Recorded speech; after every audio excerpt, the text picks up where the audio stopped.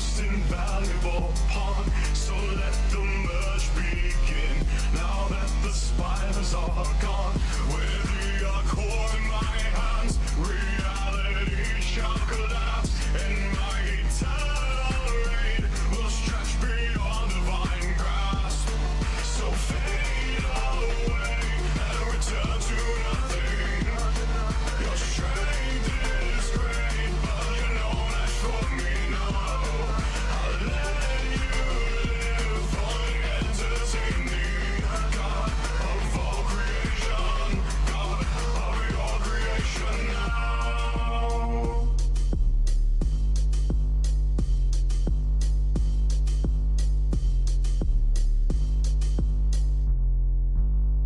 I do not fear you now.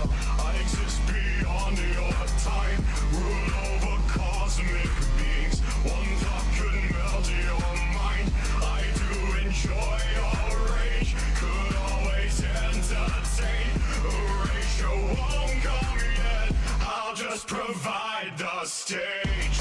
So fade away and return to nothing. Your strength is great, but you're no match for me, no. I'll let you live for the entertaining. God of all creation, God of your creation now. So fade away and return to nothing. Your strength is great, but you're no match for me, no. I'll let you live for the entertaining. God of all creation, God of your creation now.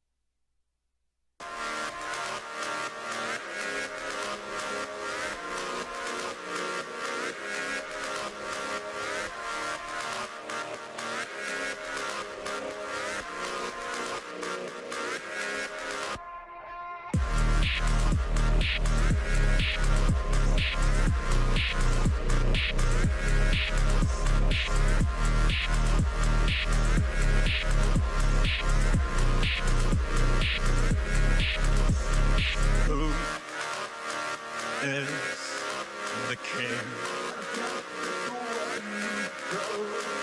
Who is the king? Cruising around with nowhere to go, watching the world through a blurred window. Take all comers, but they too slow, breaking through all known barriers. So run your car, not your mouth, 'cause out here there is no room for cowards. A flash of life is all you see, just another day when you're a drift king. You lost your crown, lost your place, picked back up, left in disgrace. A flash of life is all you see, just another day when you're a drift king.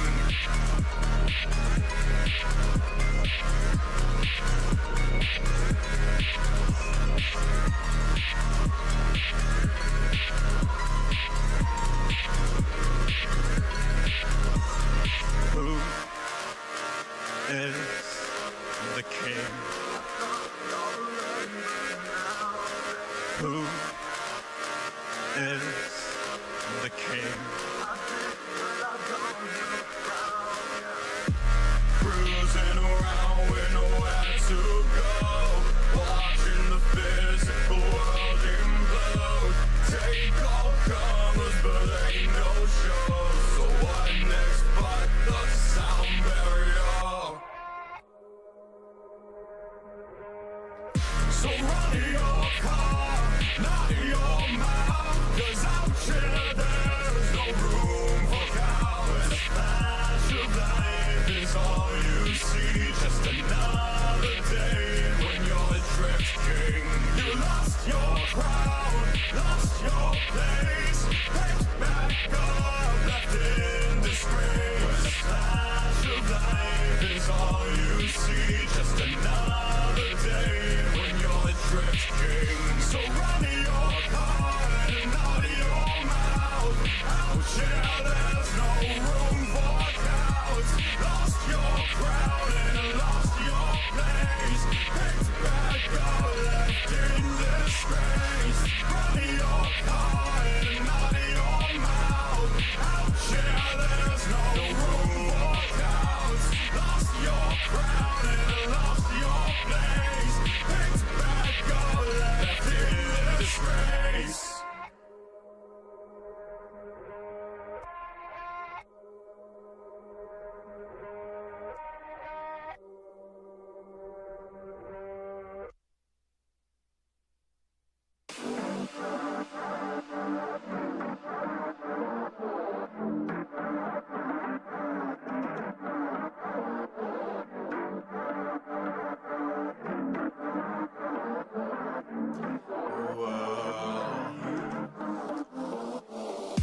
Thunderstorms, ending worlds, gods of war, clashing swords again. Thunderstorms, traveling hordes, gladiators, torn apart again. You won't find mercy, I'm afraid. Thunderstorms are ending worlds again. Live or let die, there's no escape. Gods of war, clashing swords again. They saw me as a joke, the lowest of lows. They prodded and laughed at all my woes. Shattered my very soul with blow after blow. Just another act in their freak show. Lights, camps, crowds, fans, I can't afford to choke up now. Competition, no problem, choke 'em out. I'll show them what this ring is all about. When I smash, they face so hard, shake the ground. Thunderstorms, ending worlds, gods of war, clashing swords again. Thunderstorms, trembling hordes, gladiators, torn apart again. You won't find mercy, I'm afraid. Thunderstorms are ending worlds again. Live or let die, there's no escape. Gods of war, clashing swords again. You can hate, you can pray on my downfall, come melee. But when the rain floods the place, you will find there is no escape. Thunderstorms, ending worlds, gods of war, clashing swords again. Thunderstorms, trembling hordes, gladiators, torn apart again. You will not find mercy, I'm afraid. Thunderstorms are ending worlds again. Live or let die, there is no escape. Gods of war, clashing swords again.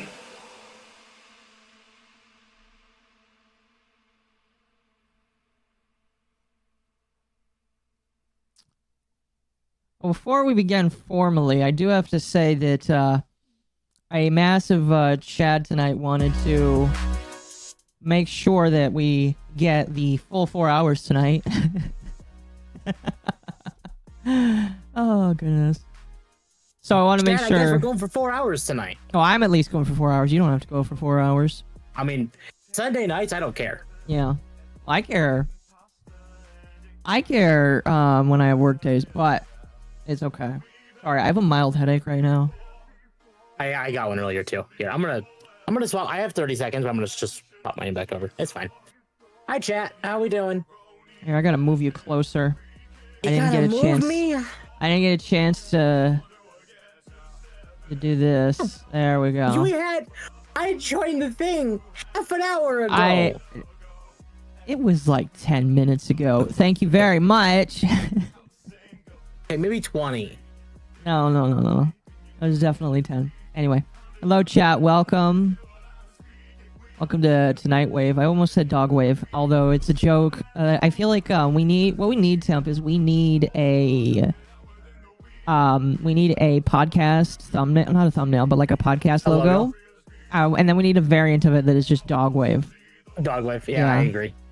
I'll be honest with you, the one that was made where it's the dog on the surfboard, we just need to make some mild touches. Oh my god! Wait, hold on. What? Sorry. Am I muted? Do you remember? No, I should be muted.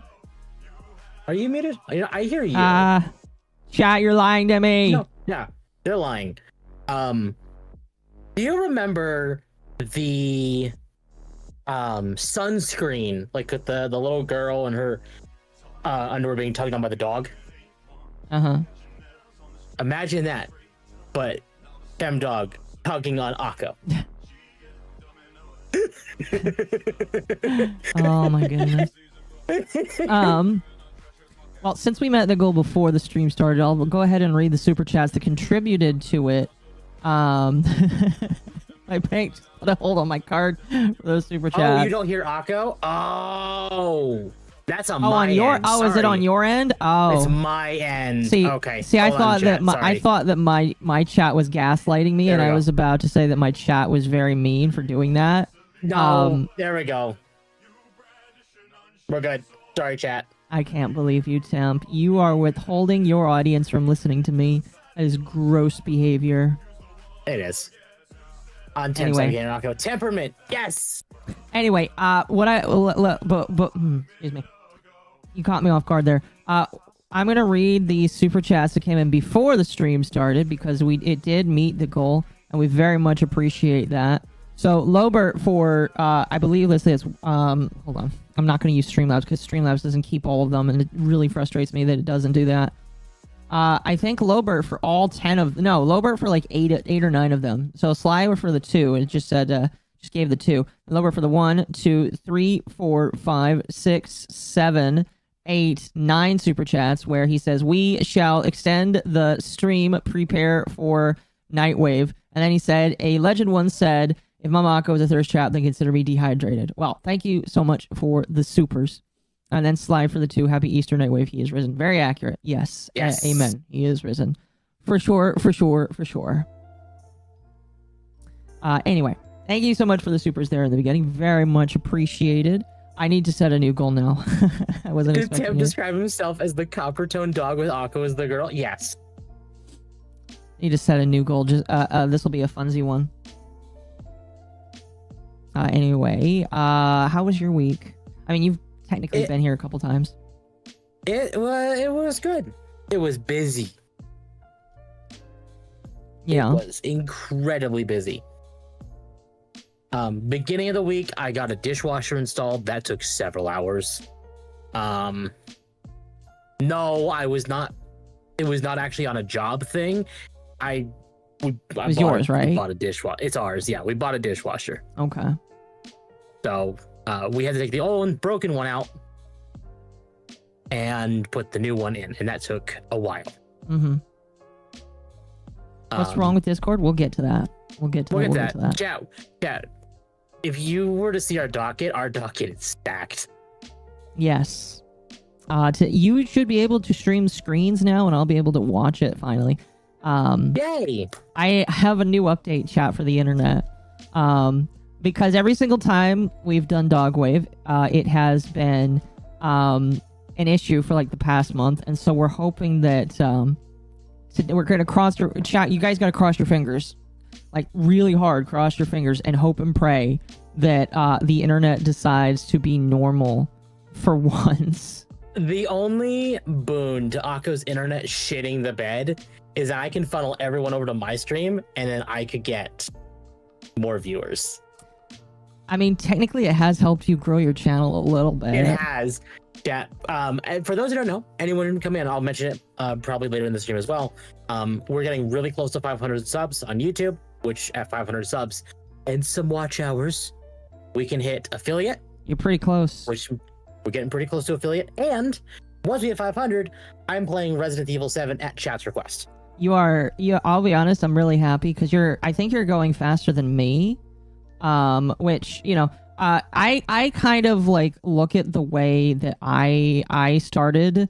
And I was kind of like the first one out of everybody to hit it. But because once one person like gets started on the train, once the train has already left the station, it's a lot easier for everybody else to catch up afterwards because the person that has people that they have brought with them, they can just share the audience, so to speak. So Yep, absolutely. share the audience. So it's I like to help. I like to think that I've helped some of my friends that are also streaming and Lucky grow just a little bit. So Absolutely. that is nice. I love your little self promo there. I see. I knew that would go to your chat. Chat. You should join the Discord. Follow me on YouTube. All of their fun stuff. We're getting ever closer to 500, and once we hit 500, then I can start making money off my content. And I don't mean you all paying me. No, you need. You only get super chats and memberships at 500. You get ad revenue at 1,000. Oh, really? Yeah, I've told you that before. Oh, well then when one ear and out the other. Okay, well then at 500 chat, I get your money. He says Maybe. one ear and out the other, and he gets upset at me for that. Yeah, it's fine. He gets upset at me for that. You see what I have to put up with? The dog isn't even paying attention to me. He's probably not even paying attention to me right now. Chat, we have dogs with no bones. They just wiggle. Dogs with no bones? Oh, that's very depressing. But have you seen how they wiggle? They can't wiggle that way if they have bones. Yeah, this is true. Ava, thank you for being a member for 7 months, and thank you for the 5 gifted memberships. Very much appreciated. Ava, by the way, I don't know if you saw, but she had her debut today. It was very fun. Ava did have her debut today. I didn't get to stick around for all of it because I was at work, but I did end up listening to the rest of it after work, and it was pretty nice. I liked it. It's different when Temp does it. What do you mean it's different when Temp does it? What do you mean, chat? I wasn't able to catch Ava's thing earlier either because I was at church when it happened. You were at church? Mm-hmm. You were at Easter church? Yep. Oh my gosh. How was Wiggle that? dogs are 95% skins. Pet worm, safe to have the string? Yes. Let's see. Some Shambler, thank you for the sub. I greatly appreciate it. Anyway. Oh.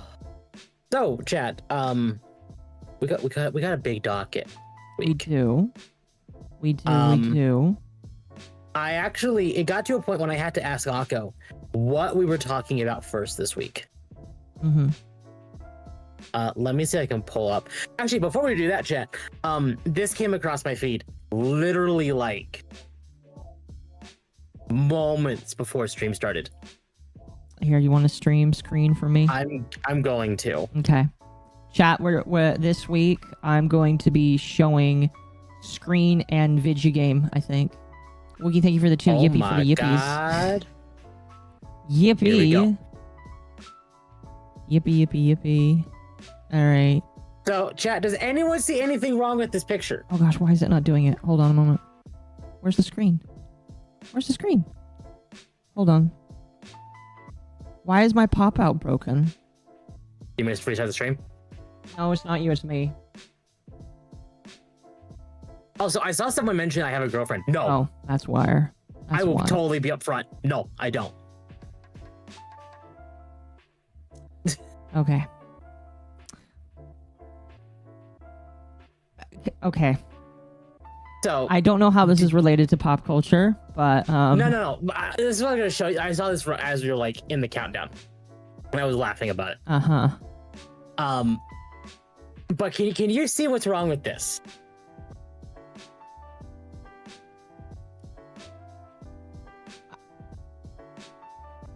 Where's Jill? Oh, she's there. She's there. Okay, what is wrong with this here? Okay. So everyone is completely normal in, well, it's semi-formal outfits. Look at Biden. Oh, yeah. Wait a minute. Is that photoshopped?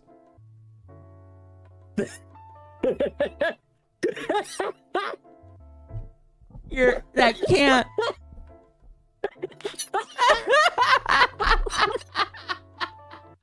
You're joking. That can't be real.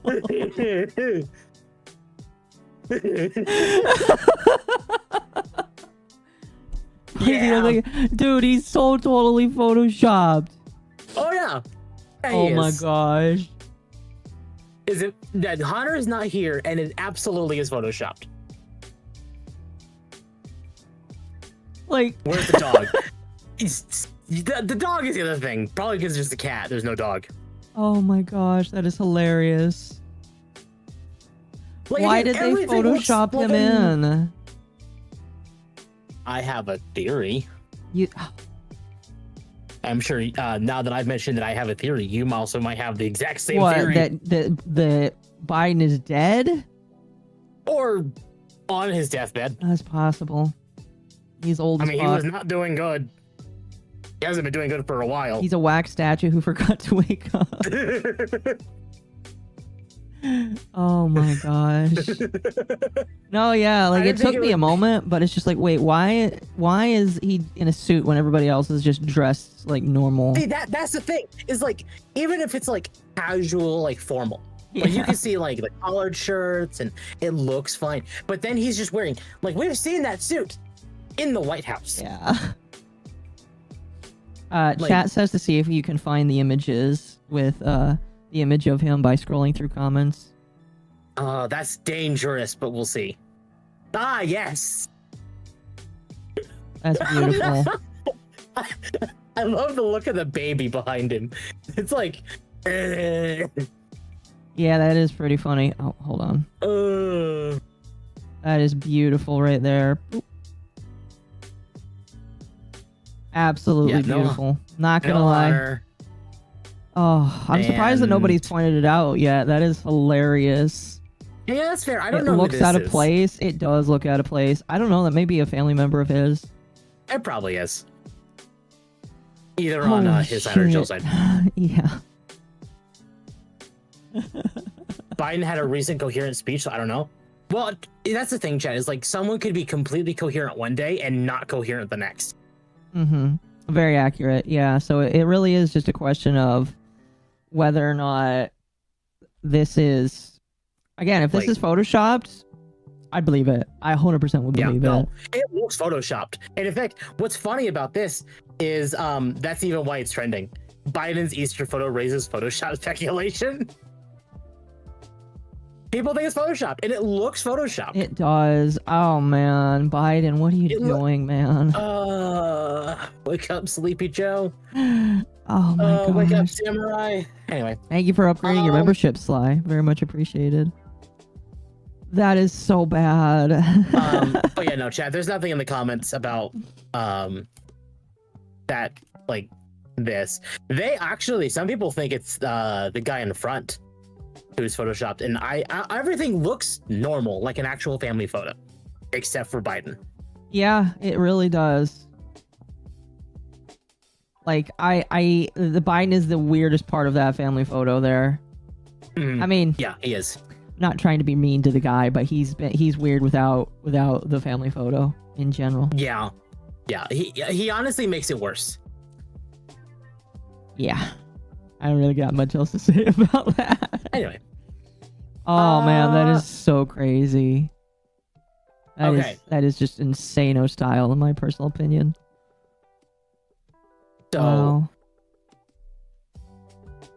how do we get people more upset? Chat, how upset do you want to be? Oh On a gosh. scale of 1 to 10, how upset do you want to be? Chat say 1 billion. Say 1 billion. Because there's two things here that can make people incredibly upset. I'm sure. I am sure. One of them is the Nintendo stuff, which I did go over in a stream. I think it was Friday. I went over it. Oh yeah, the Nintendo stuff is definitely gonna piss some people off. I'll tell you what, chat. The Nintendo stuff is. I think I've solidified my point when I say I'm not going to buy a Switch 2. It's more likely than not just gonna be I'm gonna wait, or probably not. But yeah, I think that we should go with. Right. I think we should go with that. I feel like that'll work. That works out. Okay. Well, we're gonna do this real quick. All right. I know it's not Nintendo, but we're gonna do this real quick. No, you're good. You're good. You're good. What the fuck? So, Ubisoft, the only way I can uninstall this trash game from my PC is if I re-up on Ubisoft Plus. This is scummy, but I shouldn't be surprised since it is Ubisoft. Get this straight, Ubisoft. I no longer have Ubisoft Connect Plus, right? I use the 1 month. Oh wait, I gotta turn on the audio. Hold on, shit. There we go. This is Kaida. So let me get this straight, Ubisoft. I don't know who that is. I no longer have Ubisoft Connect Plus, right? I used the 1 month trial and it's over. But there's an update for the game that I can't do because I don't have it. I'm trying to uninstall the game because I don't want to play it anymore. But I can't uninstall the game because it's saying some of the files cannot be deleted because of the update. So the only way to uninstall this game from my PC is to re-up on what is it? Ubisoft Connect. Sorry, I had a brain fart. To re-up on Ubisoft Connect. No way. This is fucking stupid. So let me get... Yeah! Yeah! I seem to remember when, and this isn't a Ubisoft thing, but I seem to remember when I tried to uninstall PSO2 back when it had the Microsoft launch, and it partitioned parts of my computer, and you had to go in there and dig in order to delete it. That was several hours of work in your I'm computer. sure it was. So I imagine that, and by the way, Kaida's from New Black Street, a show that Lumi frequents a little bit. I imagine that Kaida would have to get somebody that is able to dig into the computer and personally delete those files by ripping them from the hard drive. Yeah, you'd have to manually remove it. It's very possible, but yeah. And here's the sucky thing. Here's the sucky thing. That is not something a lot of people know how to do. I don't even know how to do that. I mean, like, I know how to go into my Steam folder and delete files from there, but, like, there's deeper things that you have to do for some of these things where it's just like, we can't delete these files. You need to get permission to delete them. And it's just like, bro, I am the permission. Yeah, no, exactly. And you had to delete shit for me. Oh, my gosh. What the fuck? Jordan, thank you for the 5. For what it's worth, you're better off getting a Steam Deck and sailing the 7 seas when it comes to Nintendo games. That's what I'm trying to get Temp to do. Temp will get to eventually, I'm pretty sure. But he's been pretty busy this week. I've been incredible. Like, Akko's been messaging me on and off saying, like, hey, I hope you're okay. I know you've been busy. I'm just checking in. Yeah, I want Temp to check some files for Koikatsu Party so that I can download a modded version so that I can play around with this new model that a fan has made for me.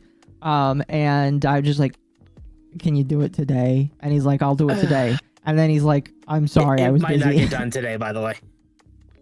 I kind of figured it wouldn't get done today. What about tomorrow? I don't know. We'll see. Oh no. Anyway, yeah. Let's go into the other thing that's making people rather upset. Yes. So I went into this in more detail on my stream on Friday, and I'm going to bring up some other examples here to go along with it. The same examples I gave on my stream, so those who weren't here, or those who were part of my stream on Friday, will know what I'm talking about when it comes to this. Okay. Anyway, Nintendo ups when the pre-order dates for Switch 2 is happening. Basically, pre-orders for Switch 2 will begin on Thursday, April 24th at midnight. It's not stated here, but it is going to be at midnight. So if I know not many people here are going to want to go buy a Switch 2, but if you had any interest in it, midnight, which means basically be at like whatever website you want to be at to pre-order it. Yep. Wednesday, at like 11 p.m. That way you can at least, make sure the site's working. Yep. Anyway, at launch, the price for Switch 2 in the US will remain as announced on April 2nd at $499.99. And the Switch 2 plus Mario Kart World Bundle will remain as announced at $499.99. Pricing of both physical and digital versions of Mario Kart World and Donkey Kong will also remain unchanged at launch. So, the console and the games don't change price. No. Fine. I'm surprised that it's only $70 Donkey Kong, but I'm happy at least it's not 80. I'm guessing. I've kind of kept this same thought process around for Mario Kart. Is it feels very much in a similar situation like Tears of the Kingdom, where it's like it's only 80 because of just how big it is. Yeah. Anyway, however, Switch 2 accessories will experience price adjustments from those announced on April 2nd due to changes in market conditions. Other adjustments to the price of any Nintendo products are also possible in the future, depending on market conditions. So they're flat out even saying here that like the Switch 2 and the games could even go up in price. So I believe. Sorry, go ahead. Which is disgusting. So I believe that the reason why the accessories are going to go up in specific is because those are probably made in China. And right now, China is still got those tariffs on it of like, what, 300%? Yeah. Yeah, that's about what I'm guessing too. His games are made in Japan, obviously. No, I think they're made in Taiwan or something like that. Well, not all of them. They're not made in China specifically. No. I know they did that to get ahead of the tariffs. Yeah. But they did announce what is getting a price increase. So the the Pro Controller is going to be $85. The Joy-Con 2s are going to be $95. Which is $5 more. I would love to point out, chat, neither of them have Hall effect sticks. So they're still prone to drifting. Yep. Yep. Still prone to drifting. The charging grip is going to be $40. The straps are going to be $14. The wheel set is going to be $25. The camera is going to be $55. I'm surprised that the camera is so cheap. Yeah, I expected it to be over $100. Mm-hmm. The dock set is $120. And I even pointed out on my stream that you could buy two $60 games, not including tax, for what it costs to buy the dock. When you buy just the Switch by itself, it comes with a dock, right? Yes, it comes with the Joy-Cons, the strap, the dock. Thank God. Yeah, so yeah. The carrying case and screen protector is $40.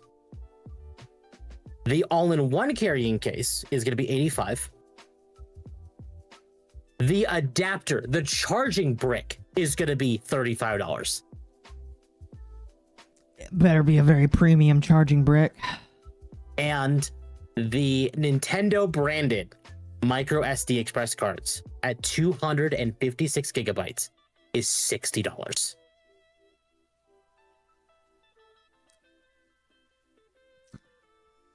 Oh man, Nintendo really has just become like the Apple. I mean, like all game consoles these days are just really expensive. Like legitimately. All of them are just extremely expensive, and I'm looking at this just like Steam Deck, anybody or a computer. You can still technically stream with the Steam Deck. That's the cool thing. If you get the dock for it, like plug it in. Yeah. You know, I kind of would. I'm more wanting to buy a dock for the Steam Deck so that I could stream on the Steam Deck on my computer, rather than I feel like that would work a lot better. Like once you get those emulators set up for me, I think that's what I'm gonna do. I'll buy the dock for it. Again, for those who are on my stream, I did go over some alternatives to some of Nintendo's bullshit here to prove I'm not a Nintendo simp, chat. See, chat, now Temp wants to make sure that he proves to you that he's not the simp that you keep saying that he is.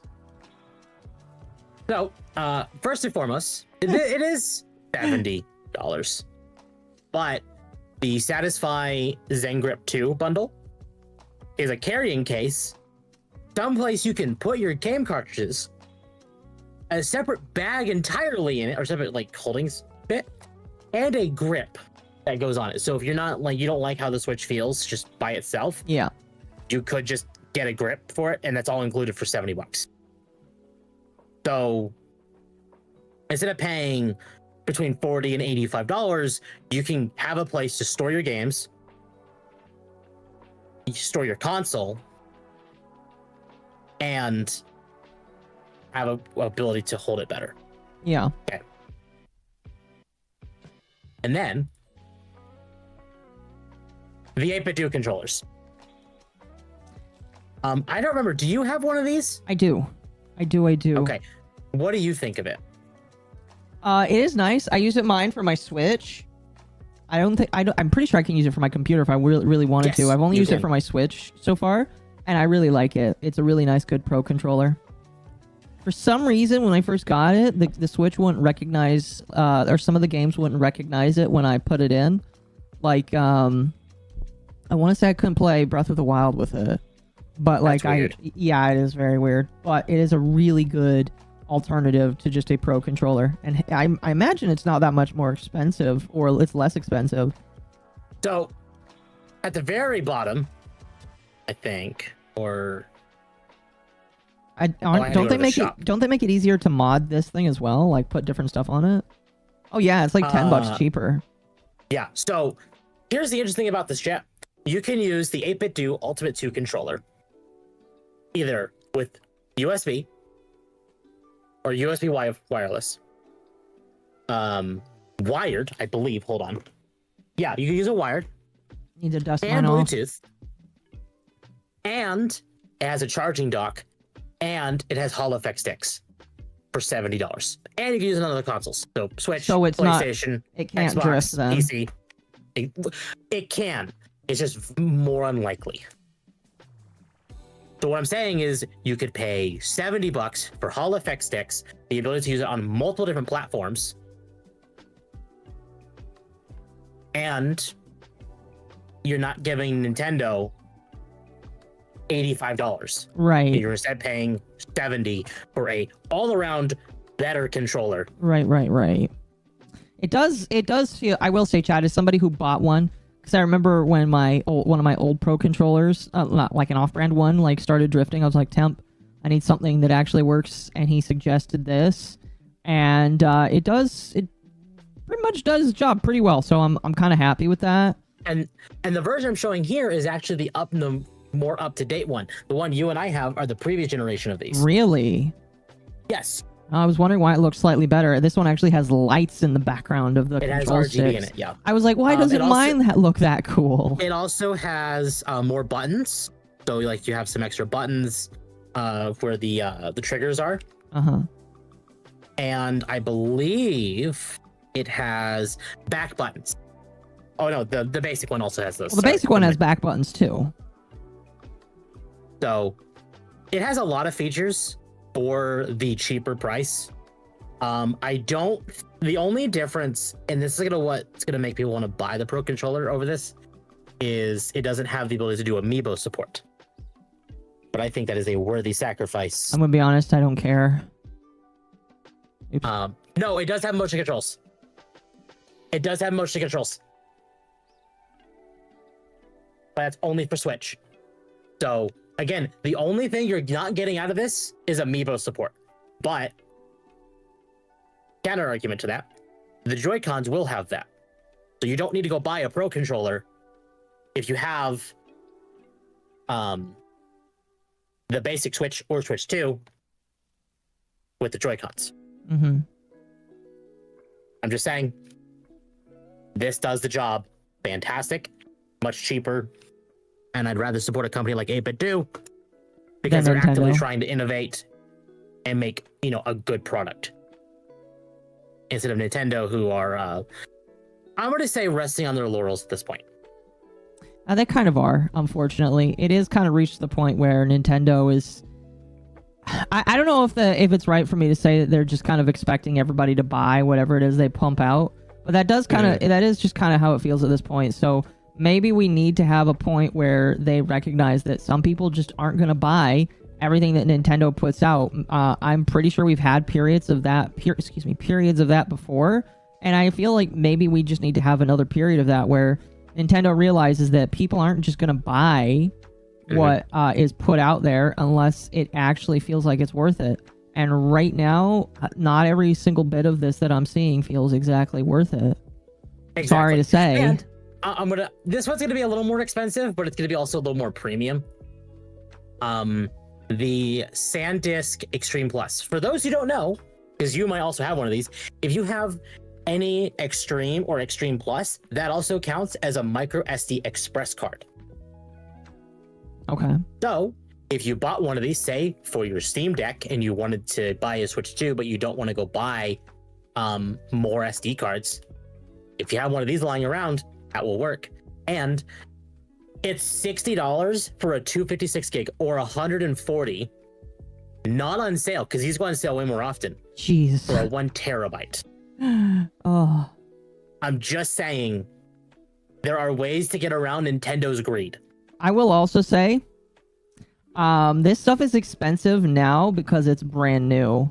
When the next generation of this kind of stuff comes out, it will not be as expensive. Like, the thing with storage space that I've learned is it's only expensive until it's no longer expensive. So this stuff will only be expensive for a little while, and then it will stop being expensive in the distant future. Exactly. And you also have Black Friday sales. You have your tax return sales. You have so many other sales for the off-brand stuff. Like Satisfy will do sales eventually. BitDo will do sales. If not through their website, then through Amazon. And then and if you have Amazon as well, SD cards go on sale frequently. Yeah. I'll get a Switch 2 in a few years. I'm thinking, like, so here's what I did, chat. Is when I was a missionary, when I came home, I bought a Switch 2 after I got a couple paychecks from work. A Switch 1. Or whatever. But I bought a Switch after I came home from being a missionary. And I know it was still similar in pricing, but it still didn't feel like as bad. I felt like it had more quality to it because I had not only had I didn't really have a choice, I did have to wait. So I had come home and had gotten one. So I feel like the Switch will probably age a little bit better in a couple of years, and people may or may not like agree with me on that, but I just feel like right now buying a Switch 2 is, I don't know. I just look at how Nintendo is treating people, and I'm like, I don't know if I can support buying one right now. I just don't feel like the price is, I mean, like, could I afford it? Yeah, I'd have to do a little bit more Uber, but I could afford one right now. But I feel like at that point, it's just like, I don't feel really interested in it, if that makes sense. No, yeah. I'm still buying one because I can make content off of it. I can talk about it. I can make videos about it. I can shit on Nintendo even after buying it. Yeah. And that will go towards the growth of my channel, which is great. And it will, and I also, chat, and I know some people will be like, well, why would you buy a Switch 2? That I have a Generation 1 Switch. Oh, sorry, maybe not Generation 1, but more like the first refresh. You were one of the very first people to get a Switch. I was like a year or two into the Switch's life. Well, I bought mine in the year 2. Okay, but I bought mine like a year or two after it came out, so it was already a year or two after some initial fixing had been done to the Switch, and the next generation of the Switch 1s was out. Exactly. And I never bought an OLED. So this, no matter what, will just be a raw upgrade. And it will still play my Switch 1 games. So I don't see a problem here for my use case. Yeah. For me, it's just like I would much rather get you to help me get the Steam Deck set up, which you're going to do. So yeah, we're going to do. And there's a benefit. There's a boon to me doing this. It's usually the first generation of these consoles, specifically, like, we'll use Switch as the best case example, is I would be able to jailbreak it. Yeah. Which means, technically, I could get you the games if I bought them myself. Oh boy. I probably wouldn't do that until we got the first like refresh, like an OLED Switch 2. Mm-hmm. But the point stands is if I get a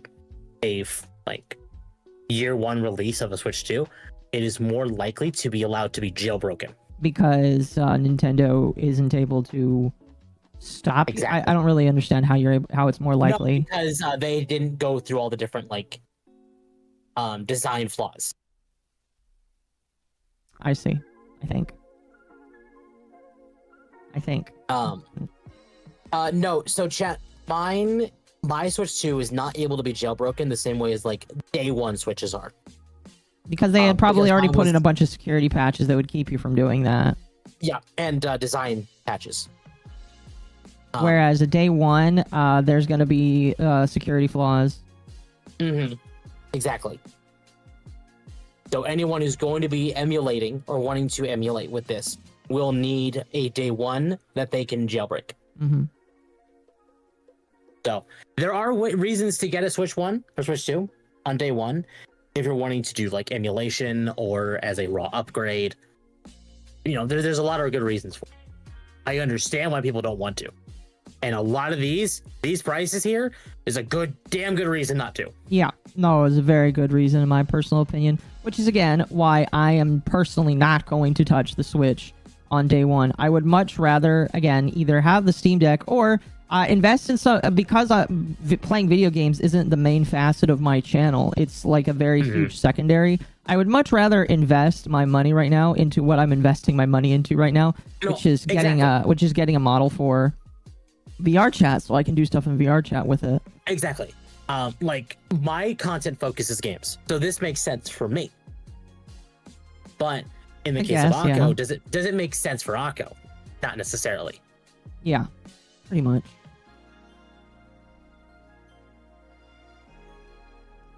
Was that a lot of like equal information? And please don't hate me for buying a Switch 2. Yes. I feel like you saying that you're going to jailbreak it day one, people are going to come to you immediately and say, hey... No, I am not going to jailbreak it day one. Well, probably not day one, but you're going to get people within like the first months coming up to you just being like, hey, do you have the stuff? Oh, yeah, absolutely. And you're going to get people that are curious. I'm not going to be doing that until we have our first like proper like refresh. Mm-hmm.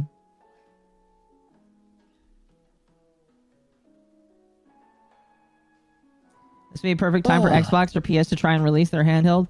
You know, that could, funny enough, go into the next topic here. Before we do... It can. It can. I want to read some of these supers just really quickly here. Okay. Wolfsbane for 2 says that Ubisoft thing sounds a lot like Adobe Actions. This is very accurate, yeah. I mean, again, like, one of the problems that I have with game publishers today, or really just computer companies today, again, Microsoft, really funny example, is sometimes they will partition data that you cannot remove from your device, and it really is going to take a super mega hacker like Temp to come and remove that kind of shit so that you can actually get it off of there and have a normal system. And that it really fucking sucks to have that be the case, because most people aren't going to be able to remove that. Most people are just going to be stuck with it forever. So I really hate that. I have heard horror stories of people that like get their hard drives filled up with space because they accidentally put too much shit on it, and they don't know, or they can't get it removed because it's like bloatware and shit. Mm-hmm.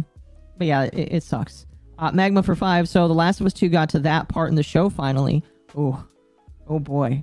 I imagine that it will freak out quite a lot of people that are normies that have not actually played the games or know what's coming. So that should be very, very interesting. Tempest Super 1337 Haxor. I think that's Elite Haxor, yes. And then Wolfsbane for 2. Wow, and here I thought Sony was the Apple of gaming. I would say Sony is. I would say that kind of all of them are, but I would say that Nintendo is doing a very good job at trying to take their spot. Nintendo is inching ever closer. Yeah. But I don't think they'll be able to dethrone Sony. Probably not. Probably not. Anyway, speaking of Sony, we can move on to Sony now. So, apparently, the PS6 was leaked. Yes. We don't know quite all the details about it, Mm-hmm.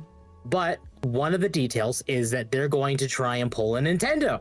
And I do mean old Nintendo, where they had like, oh, here's the Game Boy, and then here's the GameCube, and then, or like the 3DS and the Wii U. Please tell me that this is a fake image. This image right here is the cloud device. The cloud device. This is their portal. This is the PlayStation Portal. But it's there because it is a handheld, technically. Uh-huh. Anyway, the PlayStation 6 console generation will include a standard console and a portable one, according to leaks.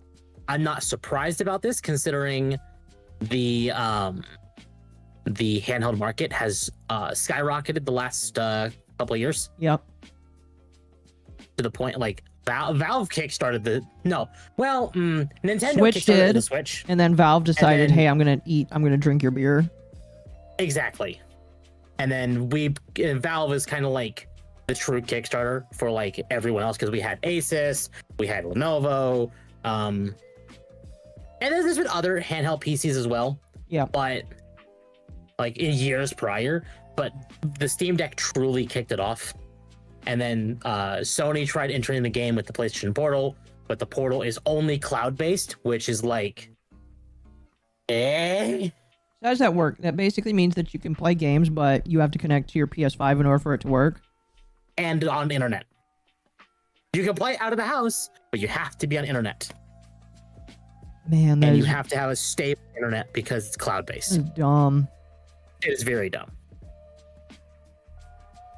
I don't- But anyway, so they say the release time, or release like window for this, is probably gonna be like late 2027 to 2028, which lines up for about like 7 to 8 years.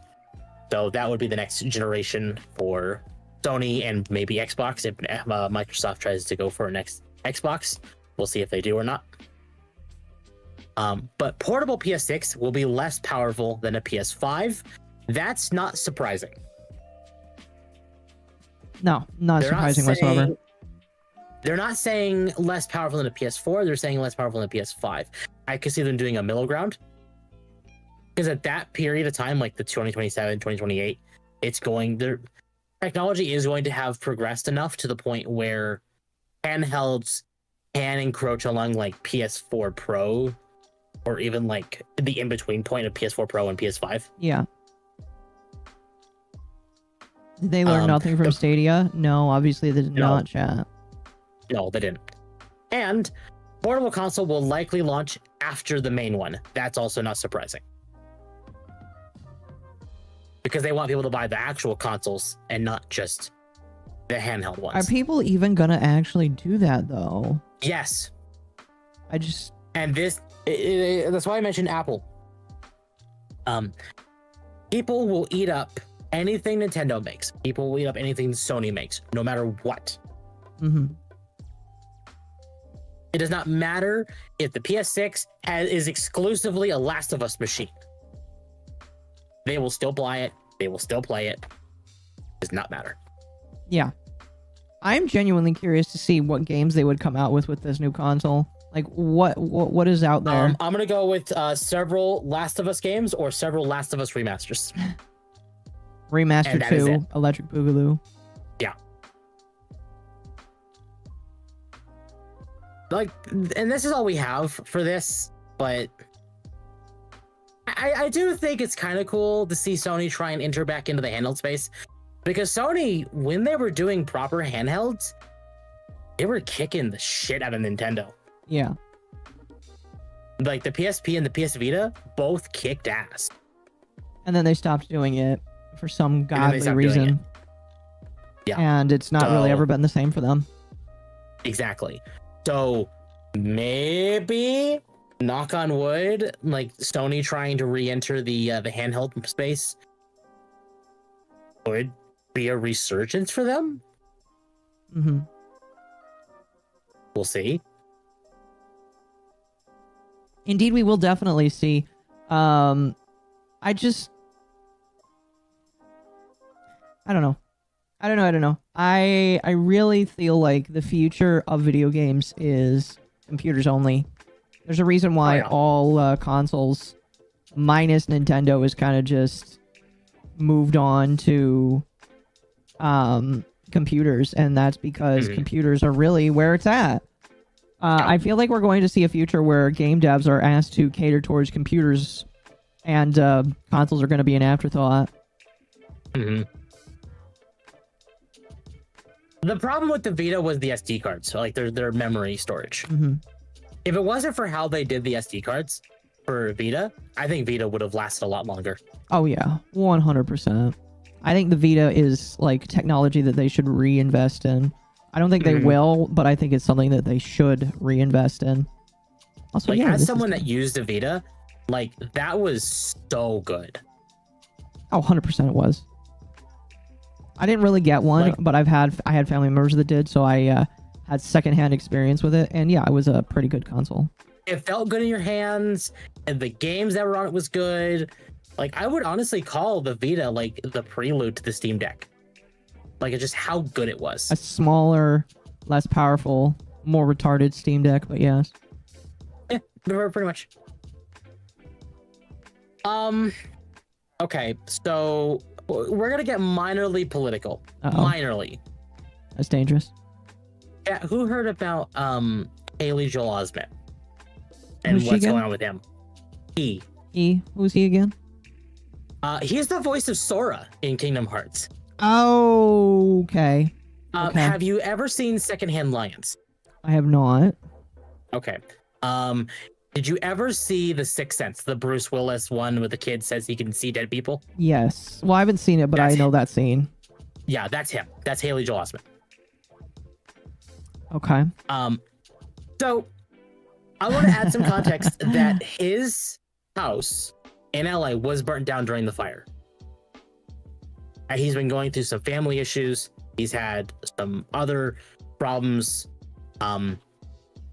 And I know this article starts off saying, Haley Joel Osment apologized for calling officer an anti-Semitic slur after arrest at ski resort. But this all started because he was arrested at a ski resort in California, drunk. It was a DUI. He had problems a few years prior, I think back in 2006, with drinking. He got straight. He had to do like probation and other stuff, and he turned his life around. Because he got drunk. He was doing that because he was having like a really bad time at that point. Yeah. Yep. This guy was having a bit of a sucky time, not gonna lie. I'm gonna glow here, chat. He was a kid in Hollywood. Okay. I feel like this is way too much preamble just to say this guy made an accidental anti-Semitic slur. So, Haley Joel Osment says he has no excuse for calling a law enforcement official a slur for Jewish people after his recent arrest at a popular California ski resort. Wait, which one was it? I don't know. I don't think Was it the one that rhymes with bike? Oh wait, he actually goes into it saying down here. Anyway, the former Sixth Sense star, child star, and brother of actor Emily Osment apologized for using this disgusting word. In a statement shared with multiple outlets, the 37-year-old Blink Twice actor shared his statement hours after police body cam footage of his interaction with the law officer surfaced. Do we have that? I'm afraid of playing that. Not because I think it's... we'll see. I'm absolutely horrified by my behavior. Had I known I used this disgraceful language in the throes of a blackout, I would have spoken up sooner. Osment said in a statement shared by People and TMZ. The past few months of loss and displacement have broken me down to a very low emotional place. And that's not surprising with the fires and other problems and whole bunch of people in Hollywood lost their houses, chat. Yeah. Oh boy. Osment can be heard when the police footage chiding an officer from the back of a patrol car. "I've been kidnapped by an effing Nazi," he said, before telling the officer, "You'll wish you treated me nicer." Osment later hurls the anti-Semitic slur, which was bleeped out in the video, at the officer and begins laughing. "You're going to regret this." Which Osment one? later said here. Oh yeah, alleged cocaine too. Oh boy. Just Can we play it? I kind of want to watch it. I bet chat would want to watch it too. it is loading. If I can play it, I will play. Oh wait. Okay, here we go. Oh, this is TMZ. Fuck. Yeah, I don't like it either, but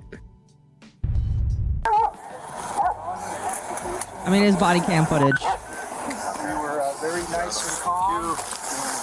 Okay, police department, you're being detained.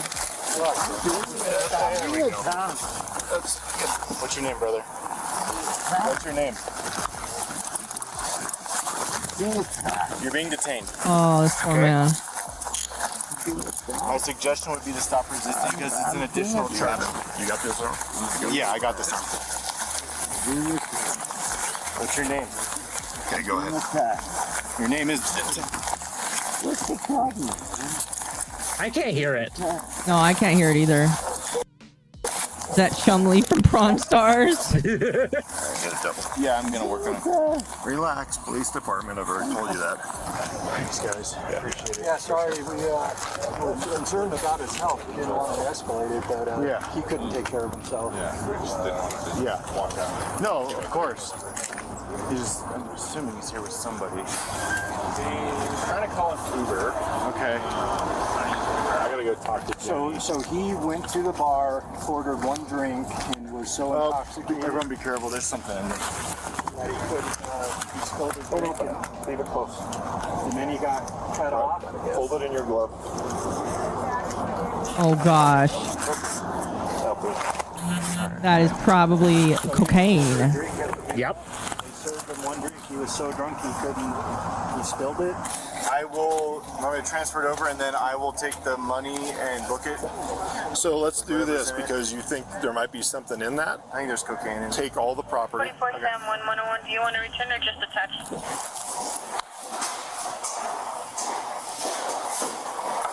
Good luck.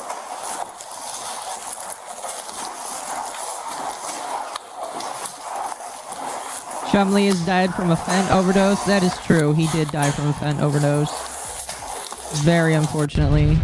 What? I didn't see it. I like legitimately. I didn't see it.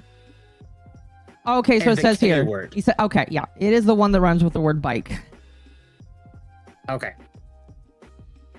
Anyway, Okay. Is that you it? read this. It was the actor who later expressed regret for the incident. "From the bottom of my heart, I apologize to absolutely everyone that this hurts. From what came out of my mouth was nonsensical garbage. I've let the Jewish community down. It devastates me. Oh boy." Anyway, he added, "I don't ask for anyone's forgiveness, but I promise to atone for my terrible mistake." He actually did go in front of the judge and pled guilty. Oh. He pled guilty? He pled Oh guilty. boy, I wonder what his lawyer said to him. His arraignment, as far as I've heard, is in July. I'm gonna guess it's gonna be a probation. Is this his first time having issues? This is his first time since 06 having issues. Well, if it's not his first So, time, he probably won't. It's I don't know. I guess it's not it depends. his first time. The difference is how long it's been. Yeah. Because next year will be 20 years. Like if it was a repeated offender, we'll see. But because this Be a is, little bit as far as different. we are aware, his second time, and it's been so long, we'll see. Yeah. We shall see. Chat.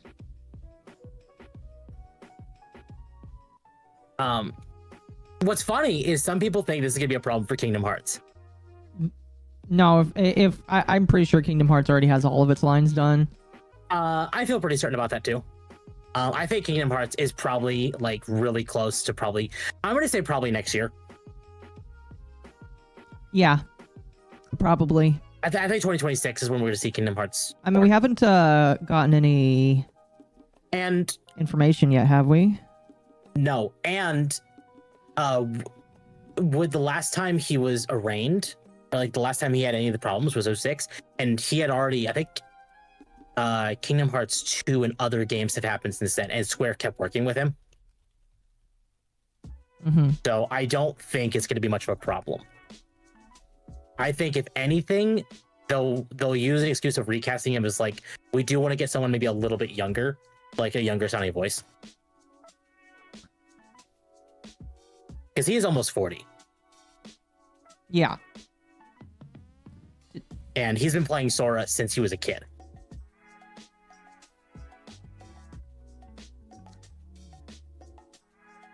But yeah, I don't know. We'll see what happens with this. I don't think much is gonna be go over it. He was charged with disorderly conduct and possession of cocaine. We're not 100. Again, that I'm not gonna say the cocaine was planted. I don't think it was by the police. If it was, it wasn't by the police. It could have very well been someone there at the ski resort. Did he claim that he had it? If he said he pled guilty to the cocaine, then he had it. I as far as I'm aware, he's not. I don't know if he. I mean, if he pled guilty, he probably knew that there was cocaine there, and he probably listen. Yeah. If he agreed, if he pled guilty, he probably pled guilty to that as well. I should send this to Ava. Yeah, you should. Good idea. Because this is definitely up her alley. Yeah, I agree. It definitely Kingdom is. Hearts is dog shit. Kingdom Hearts is okay. I'm going to play devil's advocate and say Kingdom Hearts is good because Tetsuya Nomura constantly tells Disney to shove it where the sun don't shine. Like, he constantly gets into fights with Disney, and I love it. The cops look shocked and unprepared. Well, okay, yeah. Most people probably are unprepared to find cocaine. I know that when I was a security guard, firmly up his nose. I know that. I know when I was a security guard, I definitely was very surprised on occasion. So yeah, I'm sure that they were surprised too. So I don't know. We'll see what happens here. I don't think much is going to happen. I think he's going to go back on probation. I think he's going to have a few other things happen to him, but I don't think he's going to prison. I don't think he's going to jail. Probably not. Like, this is very minor, especially when you compare to people like what's his face? The guy who was playing Kang in the MCU. Oh, I know who you're talking about, the black guy, and he got into a lot of trouble, and then they just forgot that he existed. Exactly. I don't think it's gonna be like that. Yeah, unfortunately, that guy is just yeeted. He took a long time to admit to his problems, and this guy was like near immediate. Yeah, but here's the thing: he recognized admitting to something immediately doesn't make it easier on you. No, it doesn't. But he's not fighting it in a sense. And I do think that does help out because courts can look on you sympathetically. I just don't feel like that will necessarily I don't know. I just don't feel like it'll help out that much. My problem with Kingdom Hearts is the plot is everywhere. Also, forgiving the villain at the end. Kingdom Hearts 3 had problems. And my tinfoil hat theory is the reason it had problems is because Disney has a problem of when they touch something, it doesn't turn to gold, it turns to shit. Yeah. And you'll notice that there's way more Disney stuff in Kingdom Hearts 3 than there was Final Fantasy stuff. And I think that definitely comes down to a lot of the the problems with 3. I think 3 played very well, but as far as its story, it felt more all over the place because it didn't have that connective tissue to the first 2 games. And I don't mean the spin-offs, I just mean 1 and 2. Persona 5 is overrated? Well, I'm playing Persona 4, chat, because I've never played it before. Anyway, that's an interesting little story there. Yeah. We'll see how he is we're not charged. What is It's the Aggro touch, exactly. And this is one of those things where I was saying that Tetsuya Nomura, because when it comes to the story of 3, something a lot of people don't know is when it came to the Monsters Inc. and Toy Story worlds in Kingdom Hearts 3, Nomura actually wanted the Toy Story world for years in other games prior, and Disney constantly told him no. And he kept that up with 3, and he wanted to have the Toy Story world. Mm-hmm. But Disney said, no, I want a Monsters Inc. world. Give us that. And he's like, well, you're not going to get that unless I get what I want, which is a Toy Story world. So he finally, he backhanded the mouse, which is good. His face looks fake. And That's mean. the reason why I'm less concerned about Nomura also wanted 15 to be musical. Nomura is not always a genius. Nomura has problems, but he has his good bits. Yeah. Case in point, it's not confirmed yet because Square refuses to talk about Kingdom Hearts. But Square, as far as we are aware, Star Wars is playing a bit or a point in Kingdom Hearts 4. We're like 99% certain that Star Wars is going to be in Kingdom Hearts 4. Mm-hmm. But specifically what we saw was the Forest of Endor. And anyone who's paid attention to Tetsuya Nomura, he is a big Star Wars fan. Specifically, George Lucas Star Wars. Well, that's good. So Darth. I think Thor versus Darth Vader is very possible. So I know that Goofy and Donald they kind of take on skins of characters from the games. Mhm. I feel like it would be C-3PO and R2-D2. Oh, absolutely. Or at least an astromech and a cortical droid. Yeah. On that note, chat, since we're talking about Star Wars, might as We well. can bring up the Star Wars Celebration stuff. Yeah, chat, we're gonna talk Star Wars Celebration. I've been to Celebration Star Wars once. It's fun. Yeah, so this time was in Japan. So Star Wars Celebration 2025 is here, and this is on the official Star Wars website. We have all the news you need to know. You can make it Tokyo, don't worry. So they announced that the next celebration is in 2027 in April 1 through 4th. 1st through 4th. So this was like a And- couple weeks ago. This was like this week. It's April 20th. This was like two or three. No. This date is in LA 2027. Oh, this is for 2027. Oh, okay. This just happened in Japan. Like Right. Over They have this- it every same 2 over years. this It's week. every 2 years is something a little bit different. yes, Right. There's the one that's every 4 years, and then the one that's every other 2 years after that one. yes. So Right. yeah, it's on April 20th. So this was posted today. This was today. They announced Visions Season 3. Which is going to have Trigger in it again, it looks like. Yeah, Studio Trigger and Wit Studio. Was pretty good. Mm-hmm. They announced a Vision specific project. I don't know what this one is specifically from. I haven't watched Star Wars Visions in a while. Neither have I, unfortunately. The new book, I think, I don't know. Galaxy's Edge updates, whatever, fine. Fortnite collaboration, okay, fine. We don't care about the fan spotlights. We don't care about the fan spotlights. The cast of Andor, can't wait for you to watch the 3-episode season 2 premiere. I don't think 3 Andor season 2 start. episodes. Holy shit. Yeah. So I've heard Andor is actually Wow. pretty good. It's just Yeah, you told me that it's all right. I've not I seen haven't it watched though. any of Andor. Find out 5 secrets about Ahsoka directly from this. Speaking of Ahsoka, actually we'll go into that a little bit. Star Wars Zero Company was announced. We'll go into that right now. Zero Company This is like your big thing. this is my big thing. This is the thing I'm most excited about. Uh-huh. Zero Company is by former devs of XCOM who left Firaxis and went and started their own studio. Still under EA, but it is a different studio. It is being done by BitReactor and Respawn.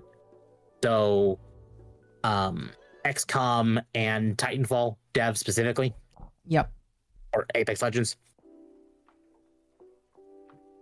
Excuse me. Basically, this is going to be basically XCOM Star Wars. I imagine a lot of people are going to be pretty happy about that, as long as they don't cock up the story. I'm looking at these pictures here, and even though I don't like strategy games, I feel like a lot of people are going to like this. Exactly. XCOM with space wizards. Exactly. Although it And looks like it's XCOM with clones, isn't it? So that is the fun thing about this. The Zero Company is set during the Clone Wars era. So one of the eras that people really liked. So a lot of Star Wars stuff, especially lately, has been focusing on the original trilogy era. But this is set during the prequel trilogy era, which I think is pretty neat. I wish that maybe they would have gone back a little bit more to like Old Republic, but the idea behind this is it's a shadow group, kind of like how we have like Anakin's group of clones and Obi-Wan's group of clones and everything. This is like a very like shadowy organization within the Republic that does more like dirty stuff, like assassinations and you know, like the stuff that the higher ups wouldn't want to do, the stuff they don't know about, the stuff they don't want to know about, they don't want to, you know. Case in point. Yeah. No. Yeah.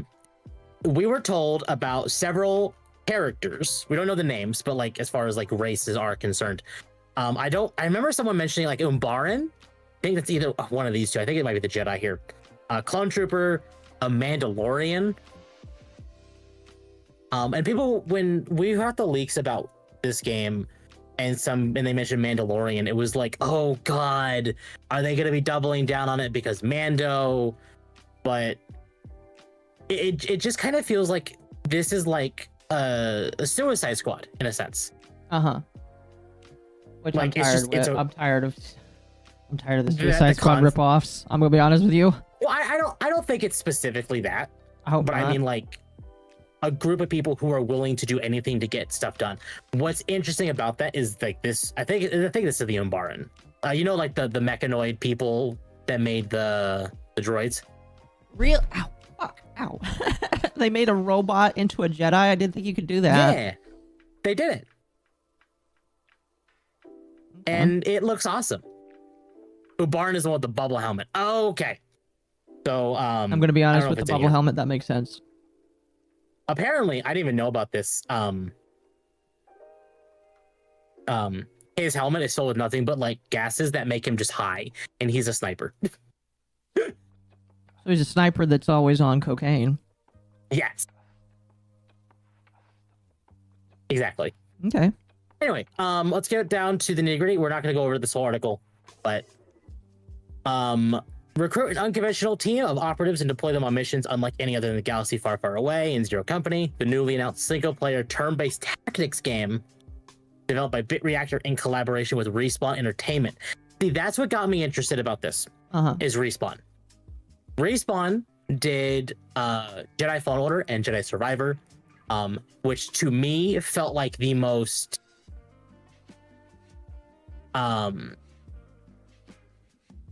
accurate to George Lucas Star Wars that we've gotten since Disney bought them. Right. Since Disney bought Lucasfilm. Didn't they also do Titanfall? Yes, they did Titanfall, they did Apex Legends. But they did it pretty accurately and pretty well. Right. It's not the greatest thing ever, but it was at least enough of like they did good to kind of be like, okay, you did good. Just do more good. Do more of this. Yeah. Yep. Zero Company features a gritty and authentic original story set during the twilight of the Clone Wars that puts players in control of Hawks, a former Republic officer who's in charge of an elite squad of cunning operatives as an unconventional outfit of professionals for hire hailing from across the galaxy. So it is a bounty hunter group, essentially. I'm curious where the Jedi and the clone come into this, but we'll see. We will definitely see. Again, I don't really like games like that, but it does sound like it might potentially be interesting. This isn't just a Clone Wars game, Kellogg adds. This is a game in the Clone Wars, but from a new angle. This is really Bit Reactor's vision. It's their Star Wars story, and we're here to help them tell it. So you're also going to see influence from the political intrigue of Andor. You're going to see the gritty battles of Rogue One, and you're going to see the wit and wisdom of A New Hope. It's a Star Wars game through and through. I'm skeptical because Star Wars is been in the shitter for years. Yes. Minus their games. The games are pretty much where they kind of shine lately. Minus what Ubisoft slop. Yeah, I was gonna say you're gonna have to be careful there because everybody's gonna call you out for Outlaws.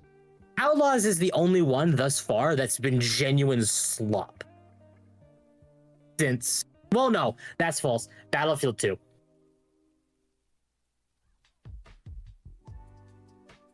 But Battlefield 2 did get better. Anyway, point stands. I don't know. It looks interesting to me. I'm excited, but as someone who also likes strategy games, yeah, I will probably be playing it day one. Like, I'm excited. This is definitely a next year game, though. Oh, don't 100%. I guess we'll have to wait and see if it is actually good. I mean, like, they have a good company and it is a potentially good IP, but you know, I think that Disney has fucked up for a while, and we'll have to wait and see if there's actually anything good that they produce. Exactly. So Outlaws should be outlawed. Yeah, no, yeah. So they announced Zero Company, which looks, honestly, to me, looks good. Mm-hmm. They announced a new Lego series for Star Wars. Oh boy. I know that bunny. I don't. I know that bunny. That's a bunny that's like, it's a very obscure, oh, you know what? Do you mind if I show some react? If I could pull up a video here in a few minutes. Let me, oh, what is his name? Wasn't there a recent team shooter Star Wars game that was terrible? Yes, and it's getting shut down. Hold on. How did I even get here? Also, the god-awful Battlefront 1 and 2 remaster last year. Yes! That, yeah.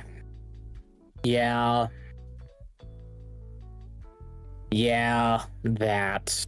Let me see if I can find it. There's this guy named Austin McConnell who talks about stuff, and that bunny is from a obscure comic in Star Wars lore that I think you might find interesting.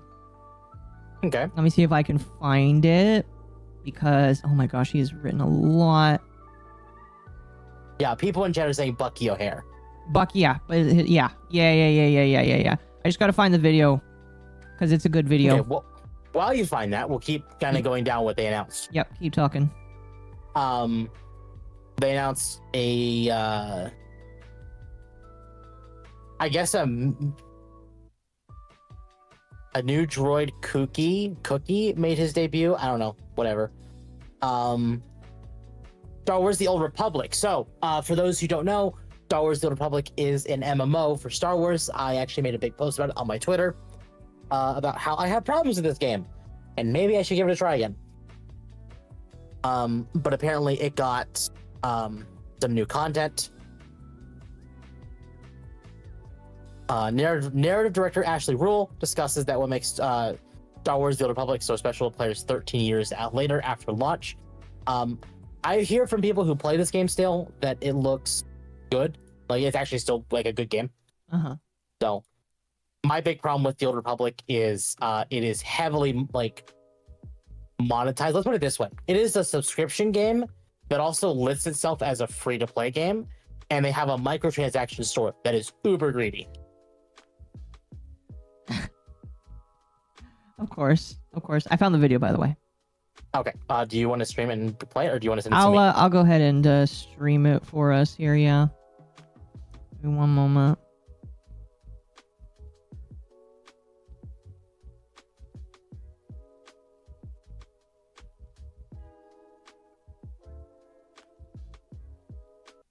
Okay. Here, let me pull up on my stream. So this is Austin McConnell, who the video that time the Han Solo teamed up with a giant green rabbit.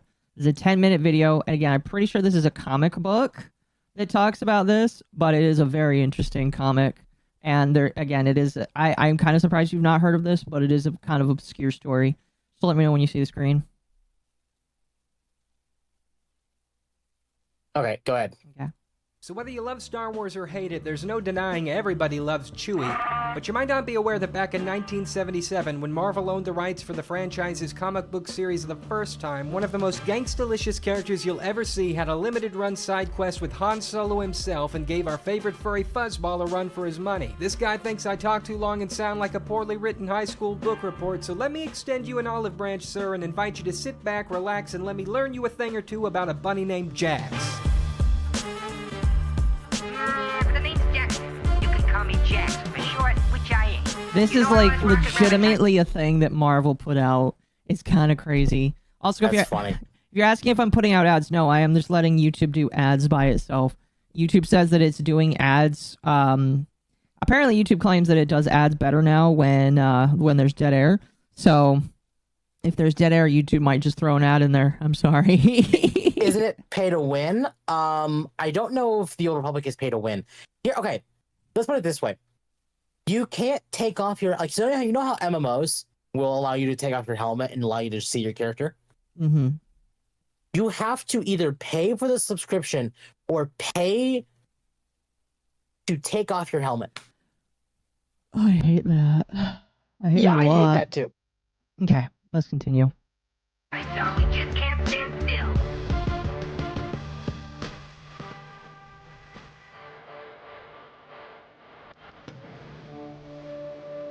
I did get the name wrong. His name is Jackson. With X's.